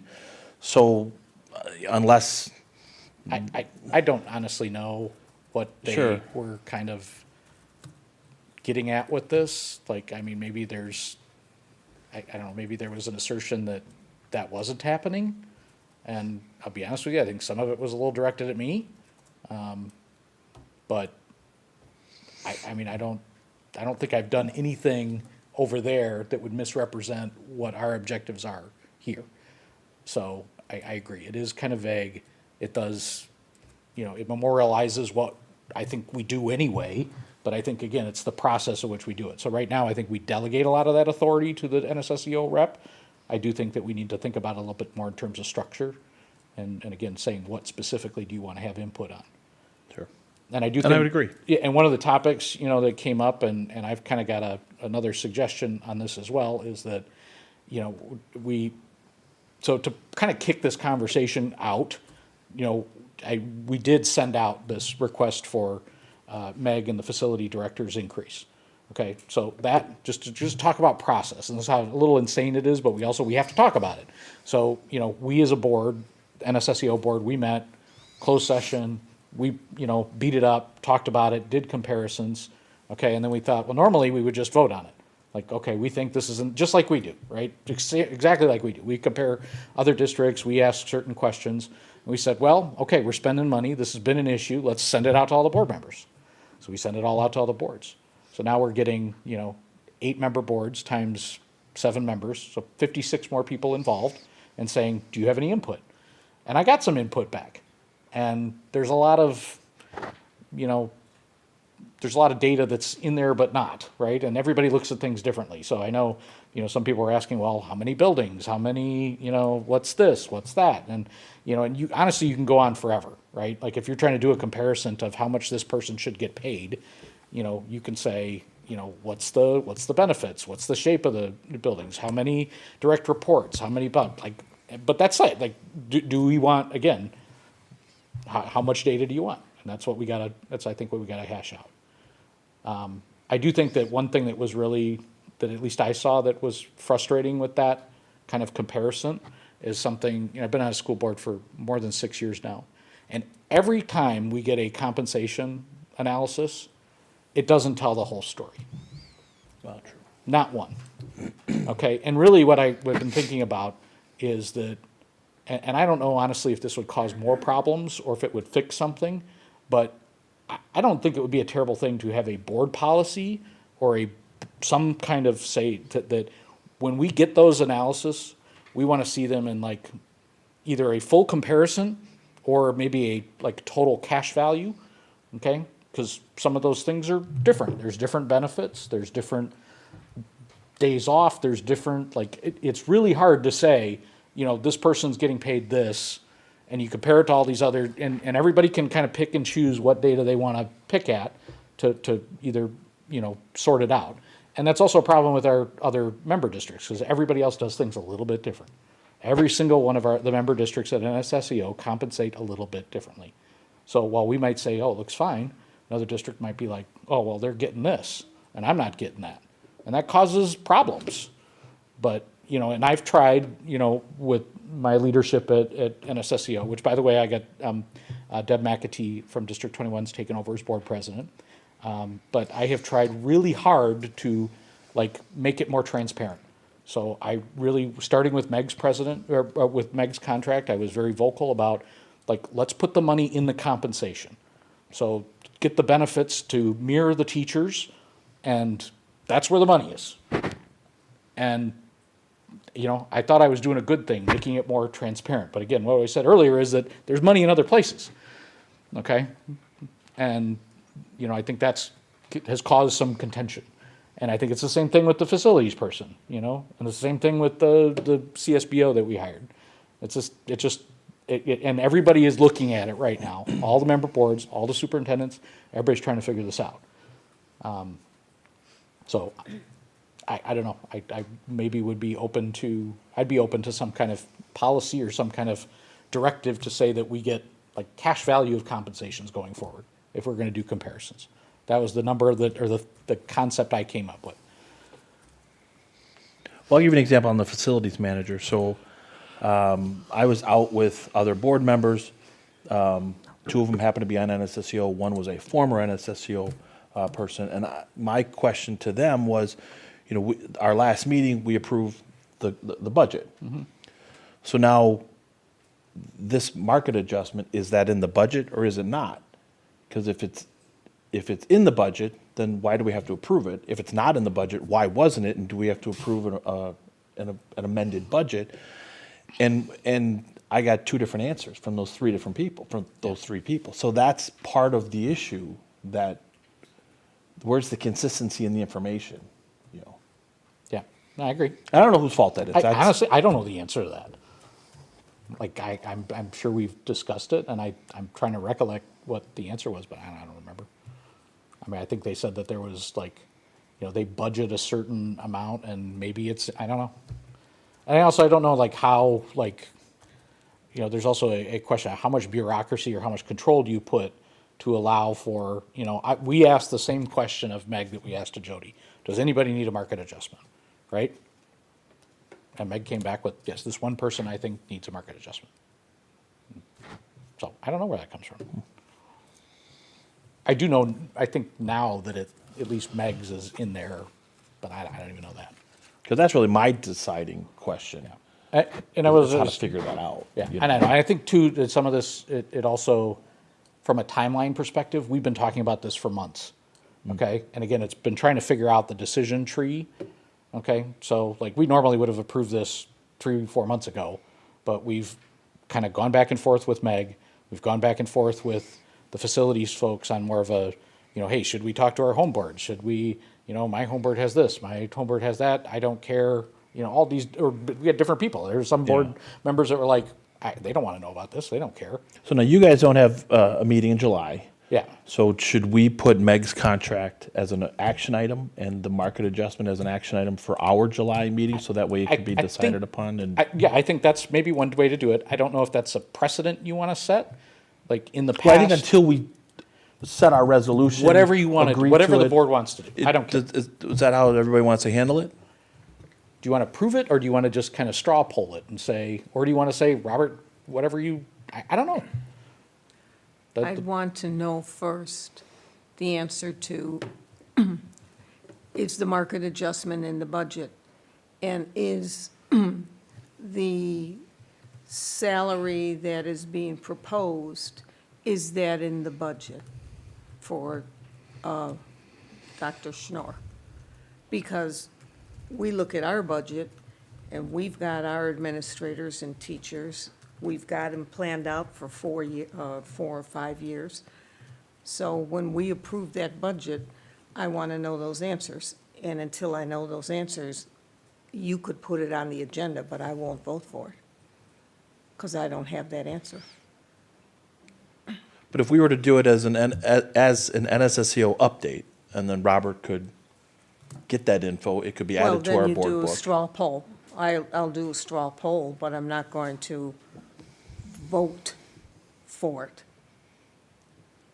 until I know. And it also goes back to, like, is that something you want? I agree with the budget thing. Like, we need some clarification on that. Like I said, I'm sure I've asked. I don't remember. But I think that's a valid, I would want if we're going to make it a future topic, well, you want to know for the for agenda. August, so we have a chance to talk about it in July. I would want it, personally, I'd want to vote for, brought to the board to vote on things that have not been in the budget. If it's in the budget, I agree. If it's in the budget, we shouldn't have to be taking another look at it. But the superintendent's contract, yeah. I mean, when she was hired, we voted on it. When the one retired, we voted on it. And in all the time I've been on the board, we have approved the retirement contracts of the superintendents of NSSEO. Okay. And I did answer your question, I think, on that Meg, this is technically could be a retirement contract for her, but she didn't ask for anything outside of what a typical contract is. Right. And if it's going to be a retirement contract, How do you define a retirement contract? it has the words retirement in it. Okay. And I didn't know if you a meant it ret- had out of band or different. No, it things. says, this is a retirement contract between Meg Schnorr and of the NSSEO board, blah, blah, blah, blah. It has that word in there. And once you have that in there, it has a hard end date. Okay. So this is It's where. not a maybe, I'll go, well, Okay, you know. but Donna, this is where, like, I've been in meetings and talked with the group for several hours on this topic. So I can relay some of that information of why we came to a flexible retirement date for her, or a time for her to extend to 1 year. She has a hard date, but she also has the option to retire a year early with an amount of notice that was negotiated by the NSSEO board, that we're all comfortable with. And if she does that, if she has, let's say, 4 years, and she says, oops, I'm going to retire the next year, then the contract she has is null and void, and a new one has to be written that's a retirement contract. Okay. And run it by legal. I don't know why you're not asking these questions of legal, because our legal said, when our superintendents retire, when any of our teachers or our admin staff retire, it has to have the words retirement contract in it, and all of their, it's a hard date, and all of their privileges and all of that end on that date. Okay. Well, we did run it by the attorneys, so, and they were fine with it in the written form that it is. So the other problem is we all have different attorneys too. So, and you'd like to think that attorneys all come out with the same answers, but they don't. Sorry. I hear everything you're saying. I'm fine to bring it back, Donna, but like at what point and how, you know, See, I've lived through some history. Yeah, I know you have. And we had a superintendent who said they were going to retire. I mean, they didn't tell us they said they were going to retire. And the board and the attorneys at the time just wrote a standard contract saying that this person was going to leave on such and such a date. And the person, and what happened, this was back in the time when people were getting 20% bumps. Yeah. And the person got 3 20% bumps. And on the third year said, you know what, circumstances have changed and I'm not going to leave. I'm going to stick around. Okay, to that point, we do have it as a hard date. She cannot go past that furthest out date. And Well, until I see that contract and how it's written. Okay. I won't be, what you sent that I looked at, I wouldn't No, it vote was a for that. summary. You didn't see the full contract. That was a draft, right, exactly. Okay, but this goes back to the earlier conversation about, so we're talking about a single issue here, but what we really need to talk about is the overall process. So- Right, And and you said a couple of things I thought were really good, that I think those are good things for new business or our next topic. And, you know, by all means, Donna, write it down and let's talk about it. Like approving retirement contracts, like I'm totally fine with that. Like let's list out the things that we as a board, as a home board, want to see and approve, and then we'll go from there. Okay. I have no problems with everything you just said. I'm just totally 100% agree with you. I'm just trying to find where the line is. Yeah, I was going to say, like, this is a piece of a bigger issue, and it's what makes this difficult because we keep moving. You still have business to do with NSSEO, and topics continue to come up. So it's hard to, you can't just stop it, figure it out, and keep going. And I assume that you guys voted on this last month, but it's not been. Voted on what? The contracts? Yeah. No, we are intentionally delaying that to give our home boards the opportunity to figure out what they want. And everybody did something different. Like there's a handful of boards that like they want to vote on it, just like Donna's saying. Yeah. There's some boards that said, you know, did the straw poll and got an email back and they're fine. Nobody said no. Yeah. And then the last one, there were a couple boards where they're like, well, we delegated that to our board rep. Yeah. So that. Yeah, so I almost feel like we need to have that holistic conversation first because these topics are going to continue to come up, and we're never going to. No, it can't go on. It can't go on like this. This is. And really, like, we're not voting on Meg's contract because that's not us to administer, but you would be straw polling or voting to direct Robert to vote a certain way. Correct. Yeah. Which, you know. Yeah, and at some point too, Donna, and I think something else we got to continue to think about too is that, you know, again, if this is going out to all these different people, right, and everybody wants an input on it, there's going to be some commonality of information that everybody's going to want, but God help NSSEO if, you know, 7 or 8 boards with 7 different members are all going to come back with different questions. So, and I brought that up as a is kind of an analogy that like you can pick at it till you're blue in the face. And I had another board member bring up an example of, well, if we want to buy defibrillators, that's going to be a no-brainer. I said, but is it? I said, well, how many defibrillators? What model? How old are the current ones? Like we can go nuts on this, but like at what point do you say, I don't want it, or yes, I want an input? And that's what we got to figure out. So for the future topic, for the 7 of us, Why don't we finish the resolution, and then when we get to future topics, we can dig into what that actually is? all right, Okay? sure. I feel like, What do you mean? or, I crafted some language. Yep, we are off topic. Okay. All right, so the only other things are that next board meeting, the board is going to meet to discuss some possible changes to the Articles of Agreement.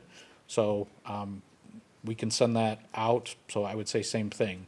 Like, take a look at that, and between now and then, I think, and part of the problem is we only meet so frequently, right? So if you want to look over those Articles of Agreement and throw back any suggestions of any changes that I should advocate for on our district's behalf, let me know. And then after that, the intention is for the next board meeting to have all the member district superintendents invited to a NSSEO governing board meeting to hash out some details. Can I make a request? I know that NSSEO communication, we're in limbo, but for our own internal discussions, like I think I sent you questions and I didn't know if anybody else sent questions. Like, can we, I don't know the right process if Bill or Jody or Robert, you, BCSC, I don't see the answers. So we're So not, if one gets it, we all get it. but I haven't gotten. I got you answers. I responded to you. But, You got but that's me got to go to all the answers, board members. But I That's didn't not see my Don- responsibility. Right, I don't know whose No. responsibility it is. I'm just saying. But if I don't get it, I can't make sure it gets to everybody else. All right, well, put that on the list of things that need to be figured out. I mean, so, and the way that we handle email is you can email it to her and then blind copy the rest of the board, because then we can't respond. Anybody who was blind copied can't respond to all, which would violate Open Meetings Act. Okay, yeah, and so I apologize, like I haven't like generally asked questions, so I just forgot that. It's a good question, though. Thank you for asking. All right, so the other thing, just quickly, the last note is that for new business there, I asked for and we approved that the NSSEO is going to start looking for a facilities use assessment, which will take the facilities maintenance plan, which was done 2 years ago now, and finally like meld it with some actionable needs of things. If there's any chance we want to get anything in the budget for next year beyond the HVAC at Kirk. And as a friendly reminder, the infrastructure is not getting any better. That's it.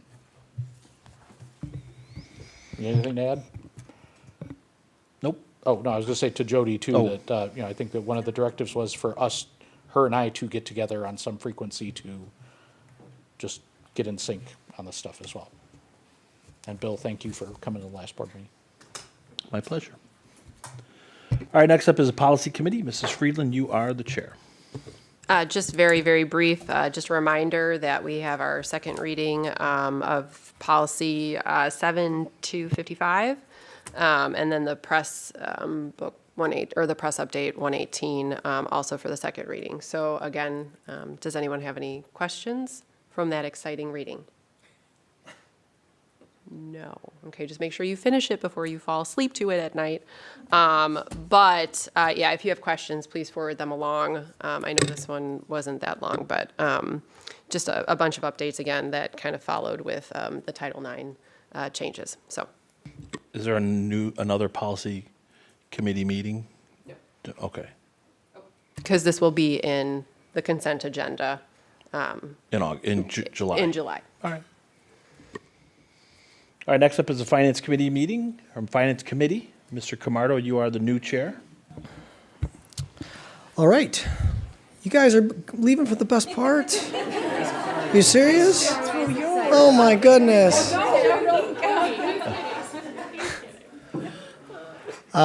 Finance Committee met 2 weeks ago. We had a nice chat. Ryan's going to fill you in.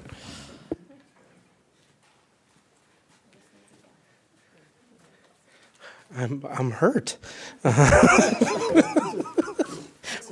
Wow. All right. So tonight we're going to start with the 5-year projections going into the budget. So the first thing is kind of to talk about the.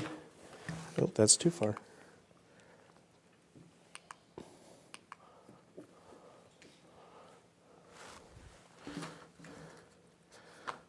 Thank you. Is just to talk about the intent of the projections. So the intent of the projections is basically just to identify any trends and the direction of where we're going, and specifically looking at the operating funds. 5 years is a long time. I typically say that after 3 years, if we're still in a good financial position, then we're set, right? Typically, we take a very conservative approach, meaning that expenditures are going to increase at a higher rate than our revenues are. And if we are in still a good position after 3 years, we're good. If we're not, we have plenty of time to make adjustments within those 3 years where we need to. So the goal is just to kind of maintain sufficient reserves and to keep kind of the long-range picture going in mind as decisions are made. So, obviously future construction, kind of where we're at on that. Do we have enough? There's a great deal of uncertainty. I hate to use the example of COVID, but you never know when a global pandemic will just kind of bust out of nowhere. I don't expect that to happen anymore. That's not in these projections. But again, as long as we're kind of good within those 3 years, I think, again, plenty of time to make the changes moving forward.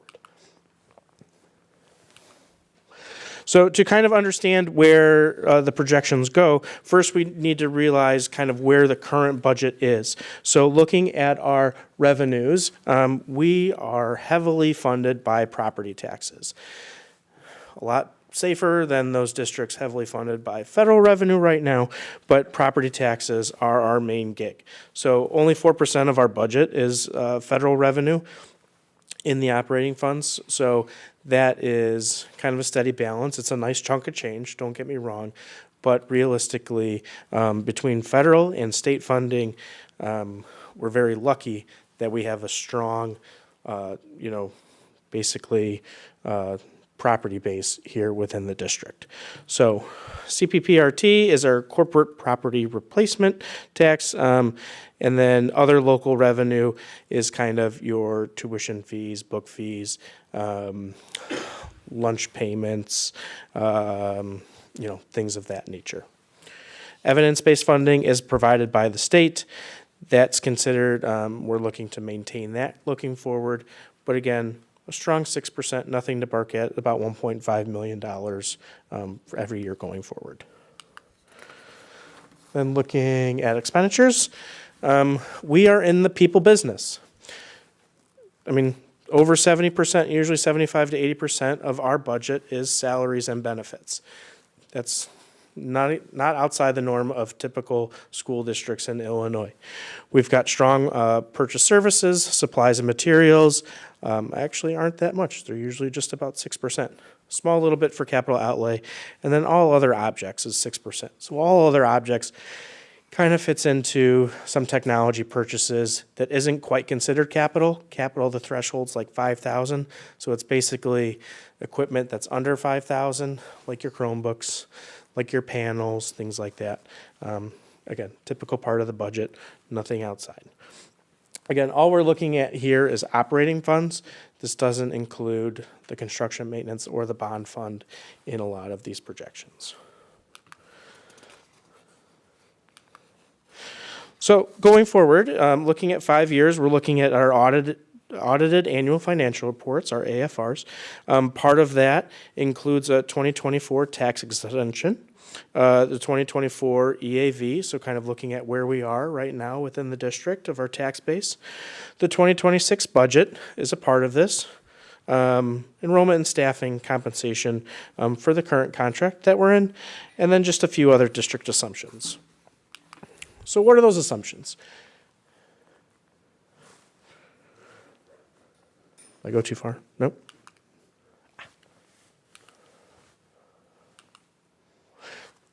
New property. Okay, perfect. Sorry, I set this up. There's more clicks than I expected. So new property within the district the last 5 to 10 years has fluctuated, but basically the average is about 1.5 million per year. Sometimes it's as low as 300,000, sometimes it's about 2.5, but right now the average is right around 1.5 million. We've been consistent with our tax collections, as in collecting those property taxes is about 98% before refunds and rebates. We're looking at those that have been consistent over the past 2 years at about 300,000 per year. This year alone in the budget, almost twice that though. And that's consistent with other school districts in the area.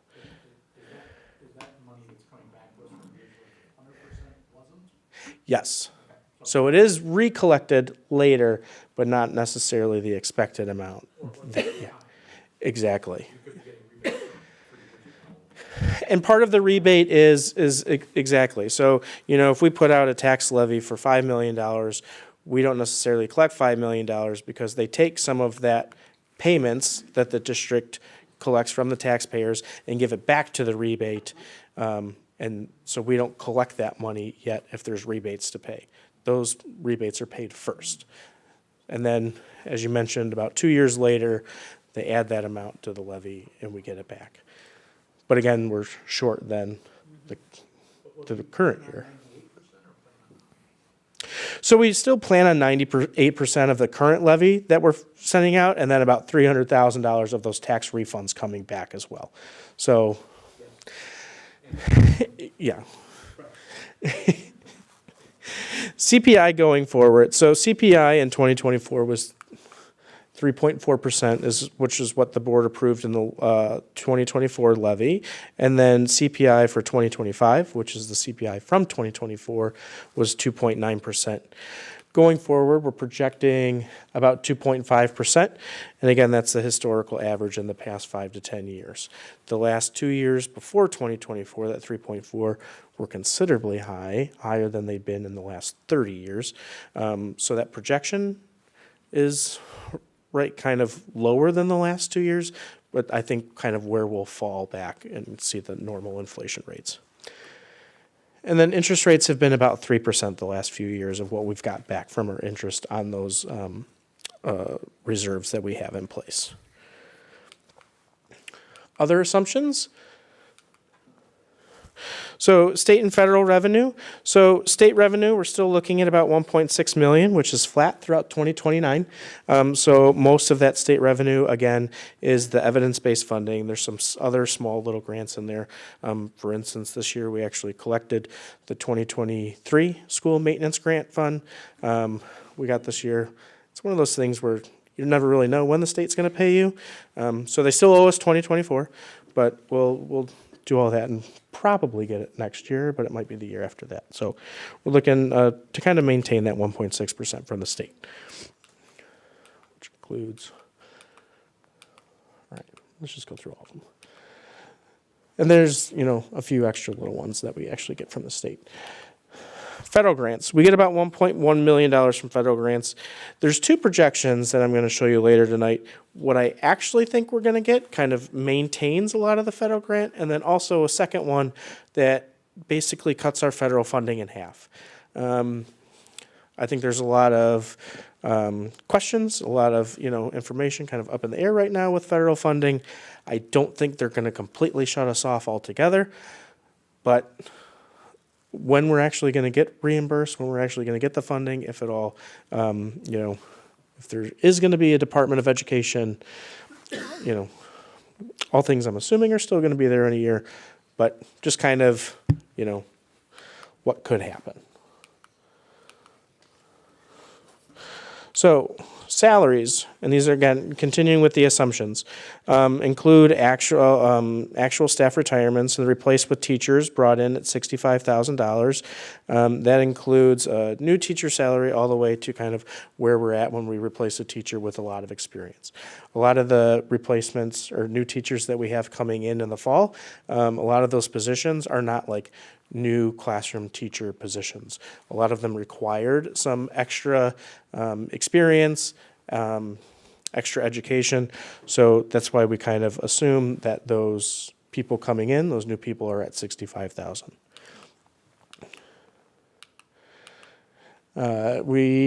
Teaching staff is to remain flat. And then after the current year, we're looking at a 3% increase, which has been the same increase over the past 2 or 3 other projections that we've had that were shown at the same time in the year. All right. Employee benefits, health insurance, the board cost is projected to remain relatively flat after the FY22 cost. It includes post-retirement benefits through FY26, again, which is when our contract with the Education Association ends. And then all other expenditures looking forward is 3% in FY26, and then 2% increase in FY27 going on after that. Brian, how are healthcare costs possibly flat?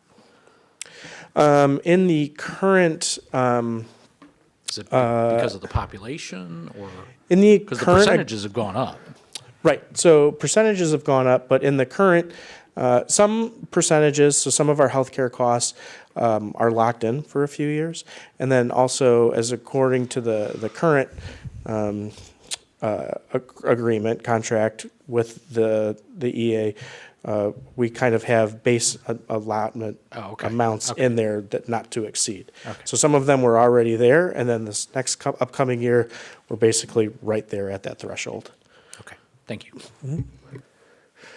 So this is the first fund projection looking at the operating funds. Now, these estimated actuals here in the first column of numbers are provided based on actuals that we have for the current fiscal year through April, and the assumption of what we're going to spend in May and June.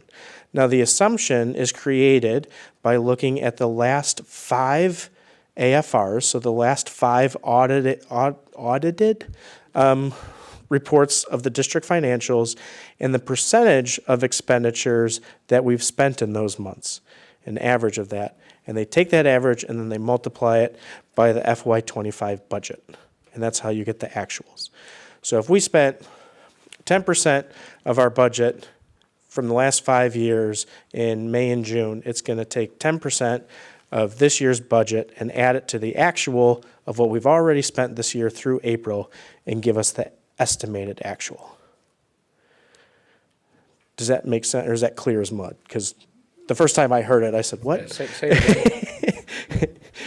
So the actual is the actuals through April, and then the average of the actuals from the last 5 years for May and June, and of the full year, and then they take that percentage and apply it to the budget, because that's what's expected, right? That's the estimation of what we're going to spend for the year, and add it so that we have a full year estimated actual of what we think we're going to spend by the end of June. That's, yeah.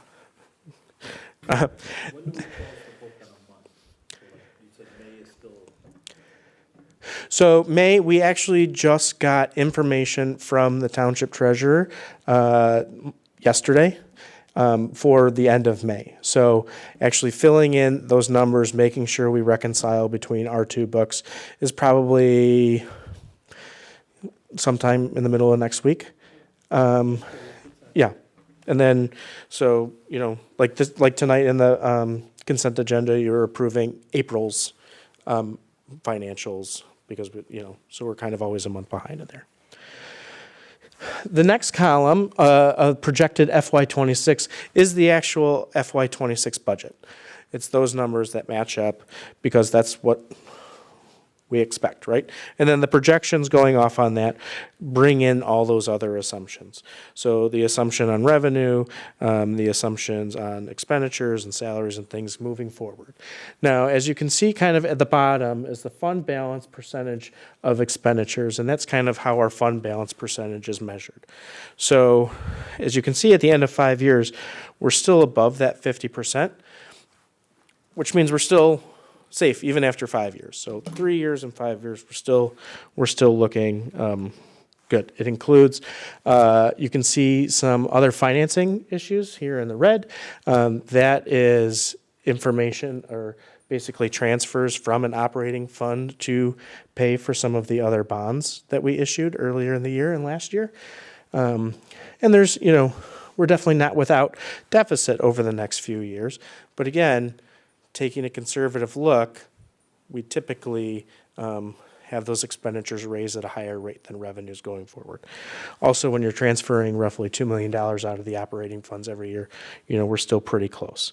So overall, the fact that the surplus and deficit over the next 5 years is still well within kind of that $2 million transfer, I think we're doing okay. Any questions on this? Because there's a lot of numbers fluctuating all over the place.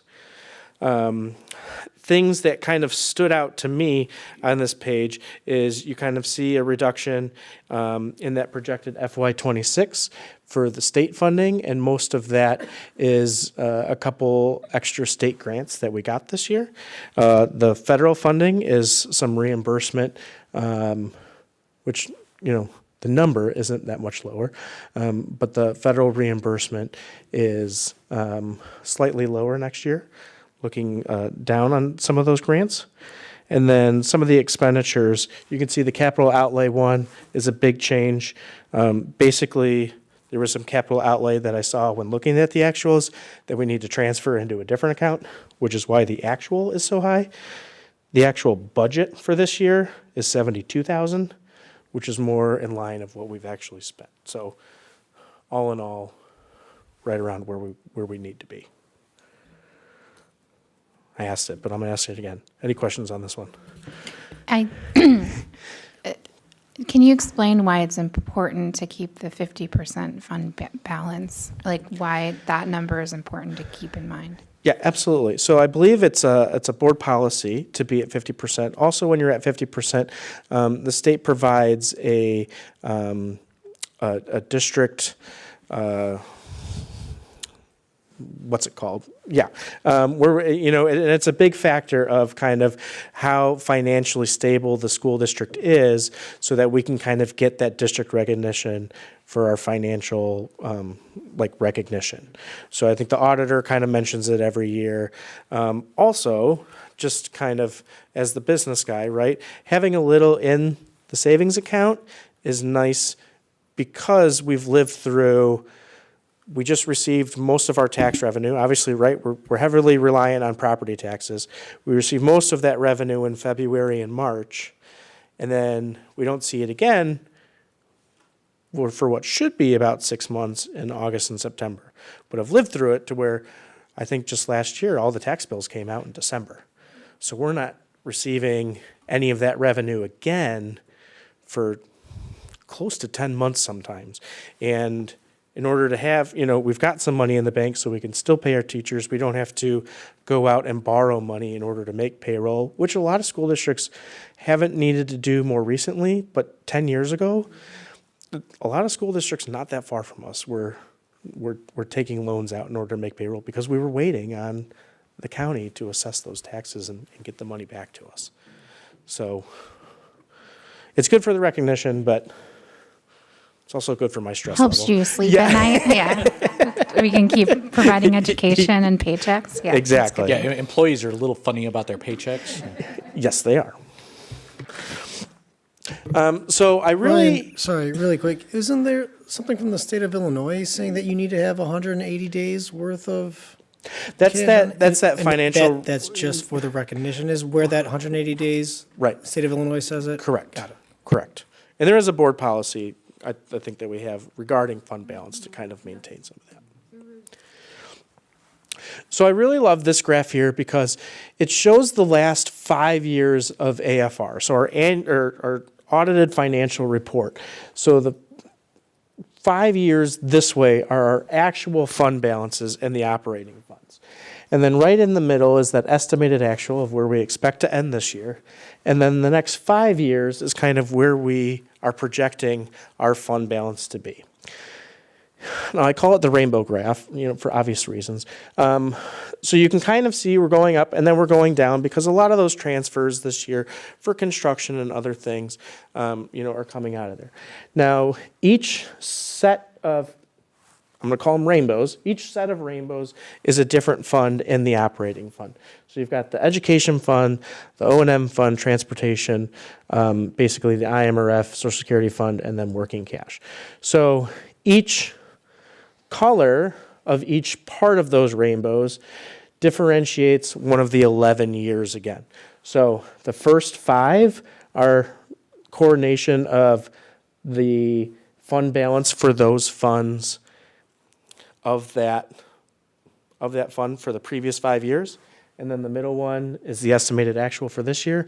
And then you see the remaining 5 years of our actual projection. So you can kind of see going forward where we're at in each fund for each year of the projection also. So I like this. This is great. Yeah. I would love to see and I just calculated it in my head, but the percent of the fund balance. So we were projecting, if I understand, in 2030 with revenues of about 33 million. For FY30? Yeah. Yeah. So revenues overall about 34.7 million. Okay, so we'd be at about 65% fund balance. Yes. So what I'm saying is I'd love to see the percentage that goes along with that. On this, so it's on the It's somewhere? It's right down here. Oh, okay. Perfect. Never Yeah, mind. It doesn't call out It didn't each make your fund. pretty graph. Okay. What's that? It didn't make your pretty graph. No, sorry. So it does. It calls out all the operating funds. Yeah, and I think not that's each better one than where we individually. thought we'd be, right? Yes, compared to the last time we looked at this. Yeah, I think we were freaked out because we were projecting 55% of, which gave us nothing. So part of why we're in a little better case of where I think we've seen in the past is that last rainbow. I'm sorry, I don't know what else to call it. The last one on the on the right is the working cash fund. So that we earlier in the year we sold 2 different types of bonds. We sold alternating bonds and we sold general obligation bonds. So the general obligation bonds were put in the working cash fund, and as of right now, I don't see a need to transfer all of that money to the capital projects fund. So a lot of that was actually pulled in opposite and obviously would lower it, right? Anytime you transfer money out, you're going to continuously lower that fund balance. But as of right now, we should be okay. Okay. All right. And sorry, I'm all over the place. Do you know when our bonding capacity opens back up again offhand? 2033? Okay. 34? 34? Okay. Mm-hmm. So not far. Well, on this chart, it's plenty It's a far. few more rainbows. It's plenty far, yeah. So just a closer look specifically at the operating fund revenue projection. Again, some of that, the CPPRT, I expect to go down. It kind of shot up over COVID. They gave us a bigger percentage, and then it's slightly going down. So I expect another decrease next year and the year after that, but then to kind of level off going forward. Other local, the other local, obviously 18.8% is a big factor.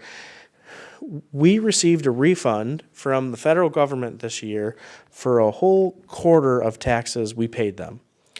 And a few months later, they said, wait, we want that back. So that's still showing up because we're arguing with how much we owe them because they sent it back to us, and I said, well, cash it because who knows when, what they're going to do. And then they came back and they said, well, no, you owe us more with penalties now. So now we're, not a big fight. So they came back and now we owe them less than what they paid us back. And our payroll person's going to have a lot of fun working on the 941. But so again, when looking at the budgeted amount, the current budget amount of other local, we are slightly up from in next year's budget to what this year's budget is. But again, because we received that payment, it's throwing up the estimated actual much higher on these projections, which is showing a large decrease next year, which, again, I didn't expect an extra $215,000 check to come in, and I don't think anybody did. So does that make sense?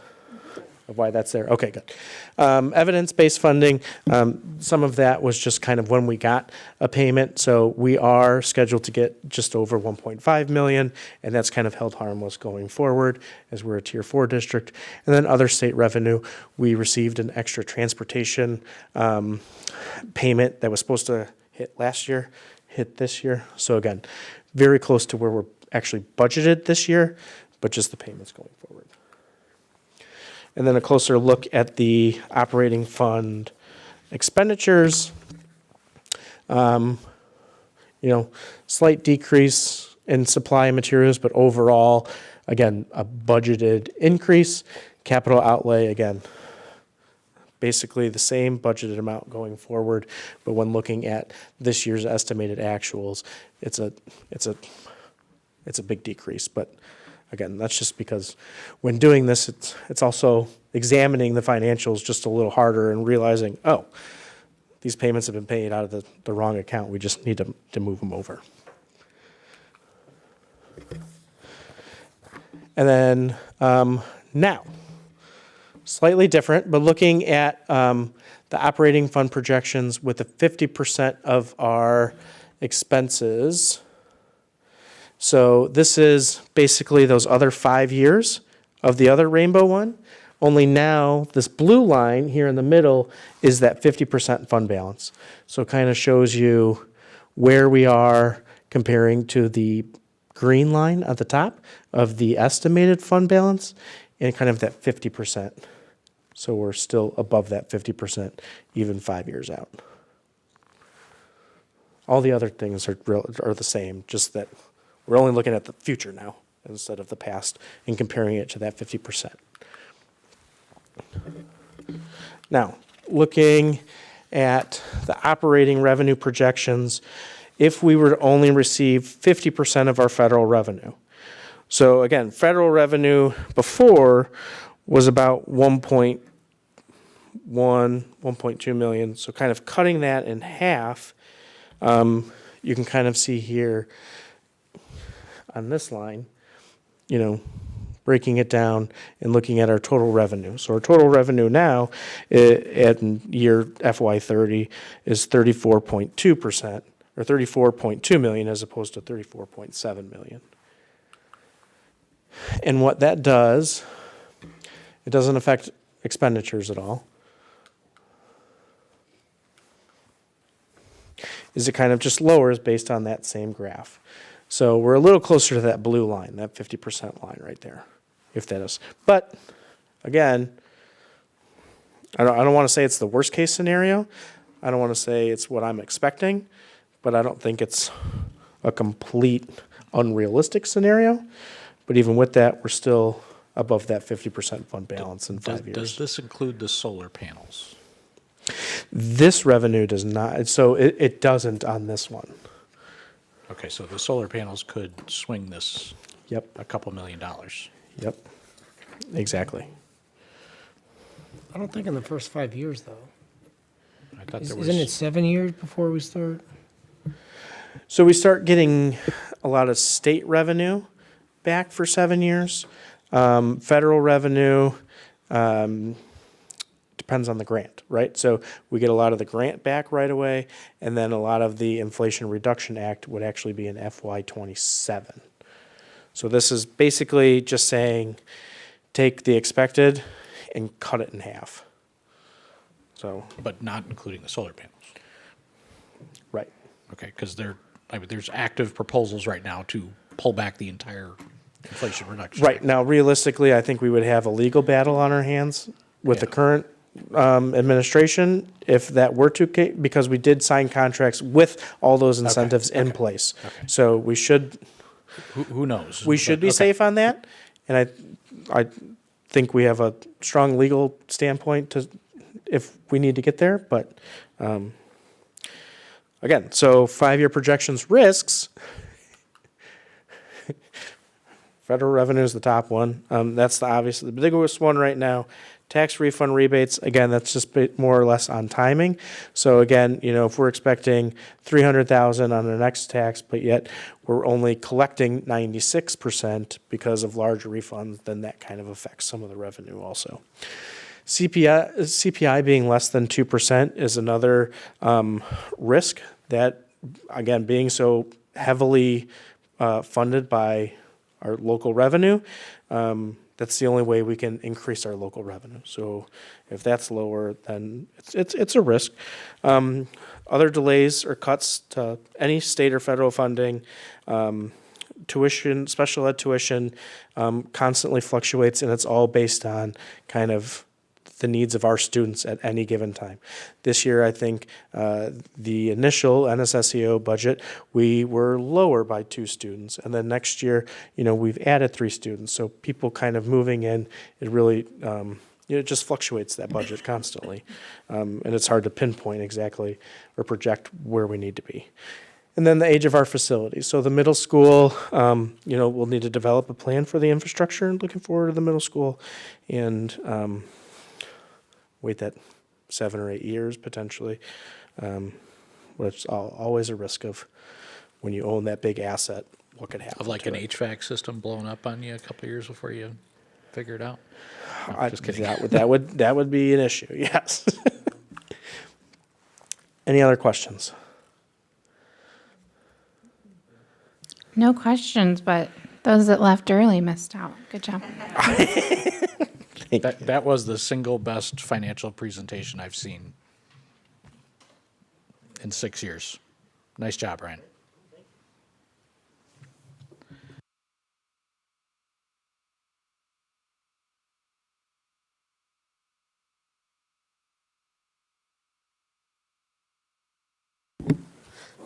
Sorry, I could have stayed up there, but I didn't have a nice slide for the budget. But so overall, the budget again represents a 3.5% increase from fiscal year 24-25, and the budget operating revenue figure of 30.7 million, which is 4.1% in the revenue, which is great.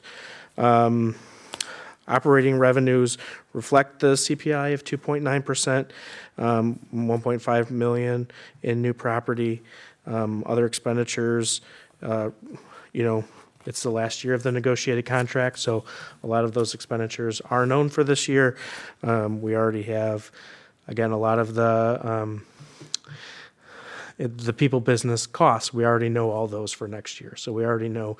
Basically can lock in, for the most part, 80% of our budget going forward for next year. Looking at the calendar moving forward, so tonight we're looking at the tentative budget. In July, we'll bring back the tentative budget, and the board will hopefully approve it to be on display. It needs to be on display for at least 30 days. And then typically we'll hold a public hearing in September, at which point we'll adopt the final budget. When I bring the final budget for that public hearing, typically I bring any changes that we have from the tentative. Most of it includes, if we have to hire new staff, some of those little minor changes, but nothing major. Just basically, since we now, obviously the more information and you have, the more accurate the budget can be. So we'll bring those changes in September, and then we'll file the budget before September 30th when it's due to the state. Any questions about the budget? I know it's a big packet, but.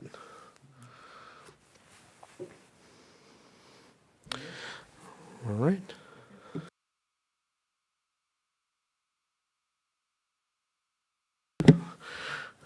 All right, Ms. Kirsten, you got this one?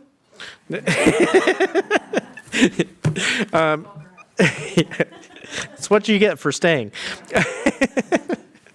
Looking at the school meal fees, as you can kind of see based on the food service costs, which was attached as, kind of some of the financials so far this year, the recommendation is to increase lunch fees, 10 cents, milk fees, 5 cents, and then to maintain the breakfast cost at $2 for breakfast. I think starting the new breakfast program at IG, we want to kind of bring in those costs as low as we can to kind of build up that program. I think the changes that Ms. Kirsten has made to the program, especially with, you can see the increased usage in the spring, really shows kind of the value of the program and the kids are seeing there. I expect that some of the financials will be a little stronger next year when Ms. Kirsten's here for the full year, making sure that kids eat, because that's really what we want. So, any questions on the recommendation or any of the other food service financial information? This one's an action item, so let me get a motion and a second to approve the 25-26 school meal fees as follows. Elementary lunch, $3.45. Middle school lunch, $4.10. Milk, 60 cents. And breakfast, $2. Moved. Second. Moved by Camardo, second by Pfisterer. Any comments or questions before we call roll? Okay, Mrs. Friedland, could you please call roll? Would love to. Camardo. Yes. Pfisterer. Yes. Ronstadt.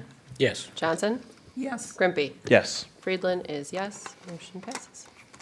All right, next up is the microgrid cost. This is also going to be an information and action item.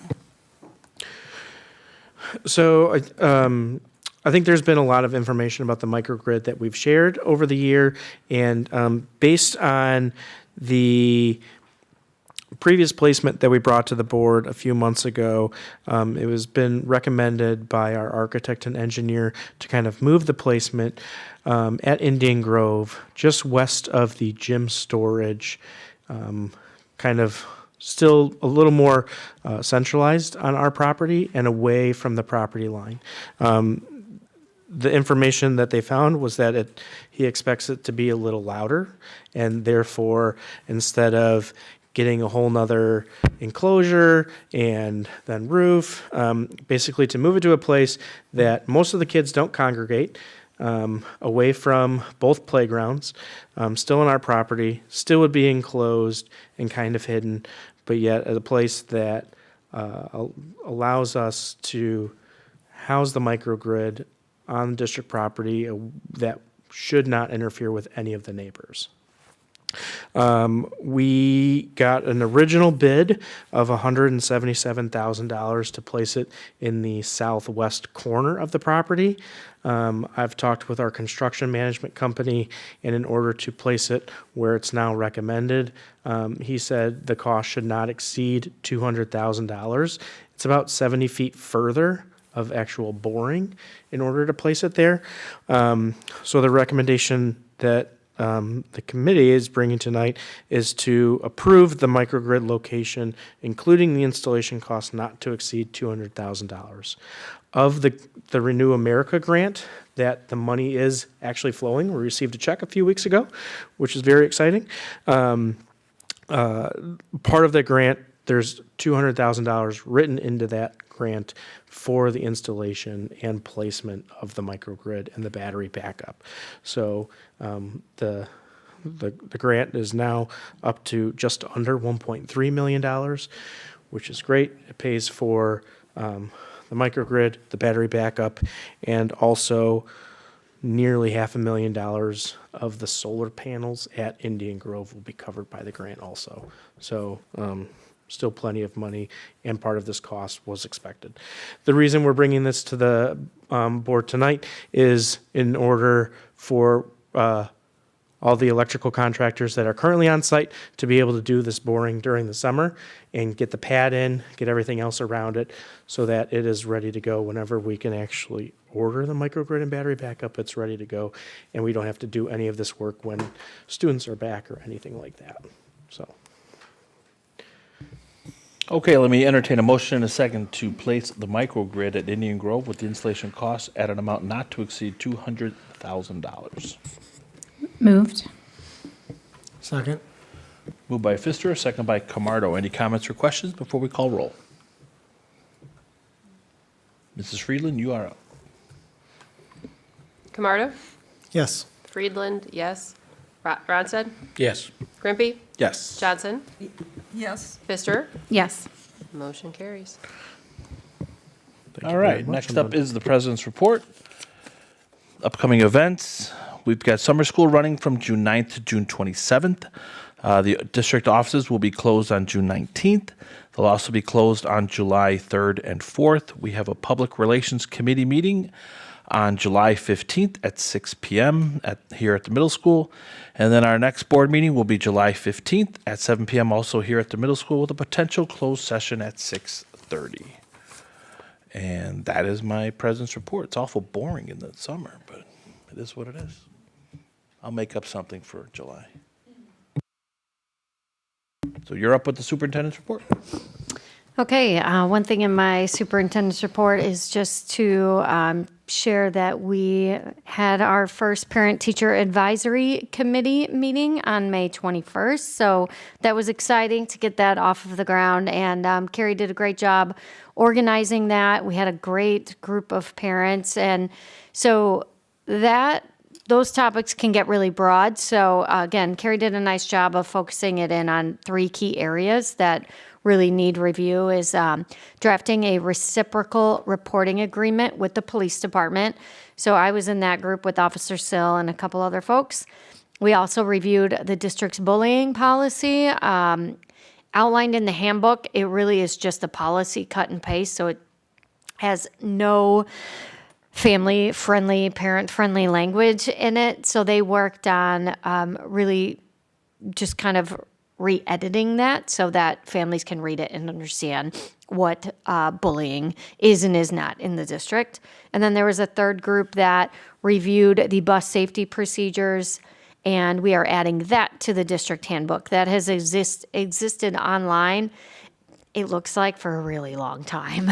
So we had really great parents and good input, and I just wanted to also add that I'm glad that it's not a board committee, because the ability to interact and collaborate and have parents advise us, which I feel like is the essence of that committee, couldn't be done if it was a board committee, because now you just have visitors' comments. So I thought it was great.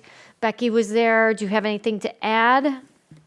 I was on the bus policy committee. I thought, and I think same with bullying, like the goal was to use common language, that the behavior on the bus is, the bus is an extension of the school building. And sometimes I think feedback from parents and teachers is that maybe kiddos see it slightly different, and it's a little wild, wild west on the 15-minute ride home to the bus for some reason. So having common language that kids can understand about how to treat the bus and how to act on the bus was what we were working towards. So it's great. I thought it was really positive. So yeah, moving forward is the plan to obviously continue, but meet in the fall and the spring. So, and that's my report. Okay, next up is our Policy 2, Subset 140, Communications to the Board. We did not receive any.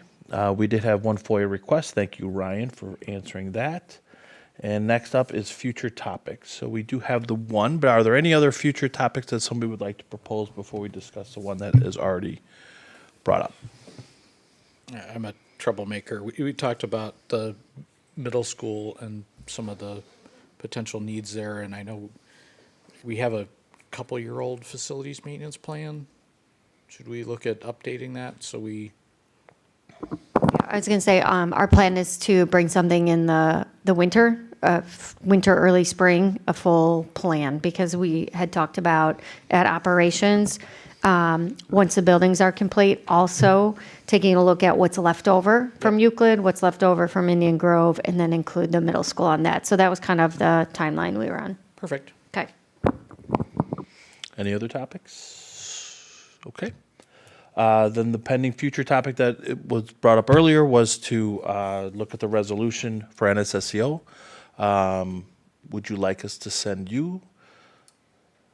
And then you can compile them into one document for all of us to review before our next meeting? Well, I How would was you like to handle hoping to get feedback on the resolution, whether or not y'all wanted to move forward with that. But I think I didn't really get a clear answer on that. But I think the future topic really is to determine what decisions, like bring clarity to the resolution.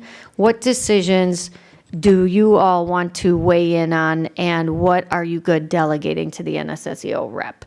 And so I think Robert and I could probably start with a framework or some proposals, but you all could think about that obviously as we're doing that, and then bring it for information, and then move either in the resolution by editing, making more specific, or add it to a board agreement, like something like that. Yeah, But I think pen it. for a little cohesion, and I do think that resolution is super general, but I have zero problems with it. So I would be fine if we adopted that just to show cohesion with some of the other districts. But then I do think that the harder work is the details, because that's a very incomplete, as you said, high level kind of resolution. So when do you Okay, want? so- Go ahead, sorry. No, so if I, well, we don't do a motion here. We do a straw. Okay, so I guess this language would be inconsequential. But if we did, just to add to the future topics to discuss the NSSEO board agreements and protocols, and establish a specific and consistent process for relaying information between BOEs and NSSEO representatives. That was really good. Thanks, I did that while everybody was continuing Was to yakking? discuss this. Yeah, the only thing I think we'll So- say is I would be okay with moving ahead with that resolution. Like as an approval We'll thing. just that go down we- the line. Yes, I think I said fine for the resolution, if we want to vote or put it in the consent agenda, and a yes to the future topic. And I agree also with it as a future topic. Likewise, I agree. Yes, to both. I agree with both. Same. So when do you want those opinions or direction by? From us, from each of us. Let Robert and I put together something more like a presentation of sorts. Okay. We'll put together fine. something, and then you'll have the opportunity to discuss it for information during that time. Yeah, I'd love to collaborate I think we with you get on to that. categorize some of these things, so, Sounds good. okay. All right, next up, let me get a motion and a second to adjourn at 9:34 PM. Motion. Second. Moved by Ronstadt, second by Pfisterer. Could you please call roll? Yes, I will. Hang on 1 second. I'm going to mess up the adjournment. It was Ronstadt and. Pfisterer? Thank you. You're welcome. Pfister. Yes. Ronstadt. Yes. Grimpy. Yes. Camardo. Yes. Johnson. Yes. Friedland is yes. We are adjourned at 9:35 p.m. Awesome. And for the Cool. audience, look up Lily Tomlin, telephone operator, one ringy dingy. You guys will. It's old, but it's priceless. All right, we'll see you on July 15th. Okay, so if I.